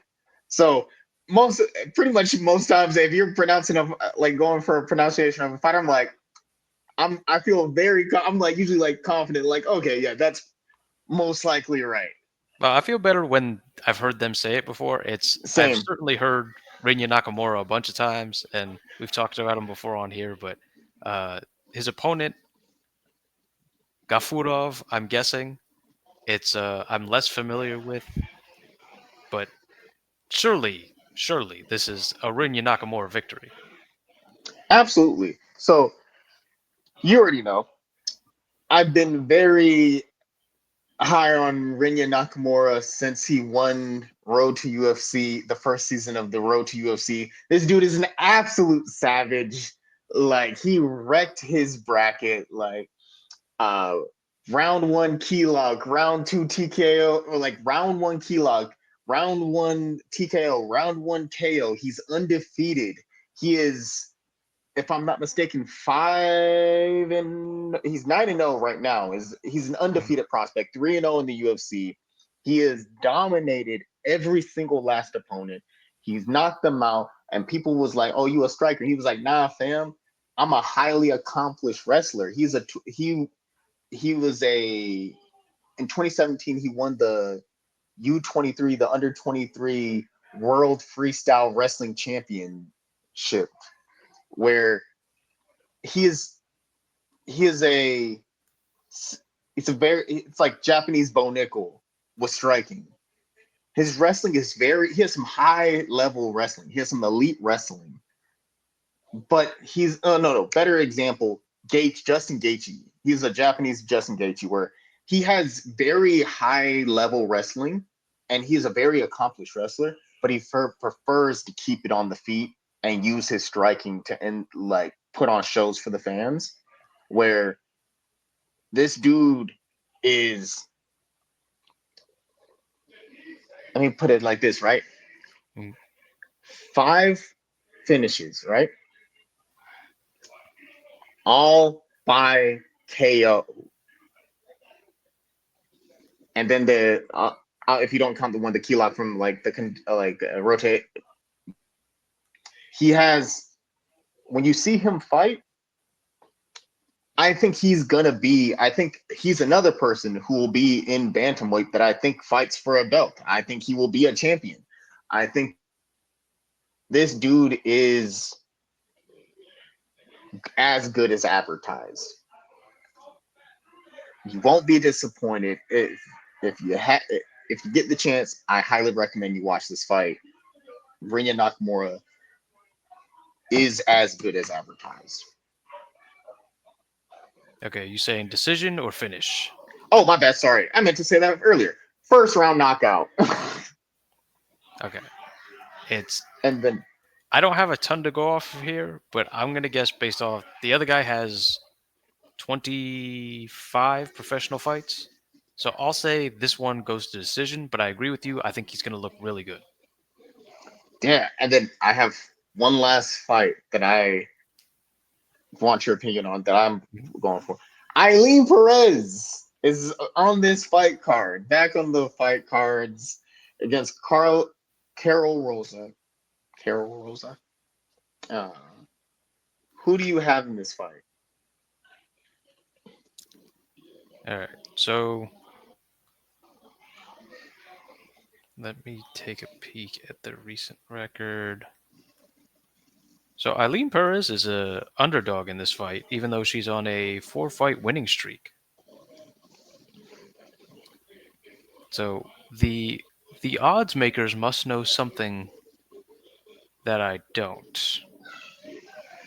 Let me I feel see like the here. odds makers know, the fans know, I know. Okay. So I'm gonna take a guess here and say that Eileen Perez's significant strike lands per minute is what's keeping her out of this conversation. I'm guessing that she's got. Hmm. I wish I knew more about both these fighters so that I could Do you say. want me to? Because Yeah, if you have more context, I would love it yes, because I'm just looking at the record and I'm not as familiar with Rosa, but she is the favorite, so I'm kind of, you know. okay. So my choice, I'm picking Eileen Perez. Easy, easy work, right? Light work. She's a fun. She's fun. Interesting.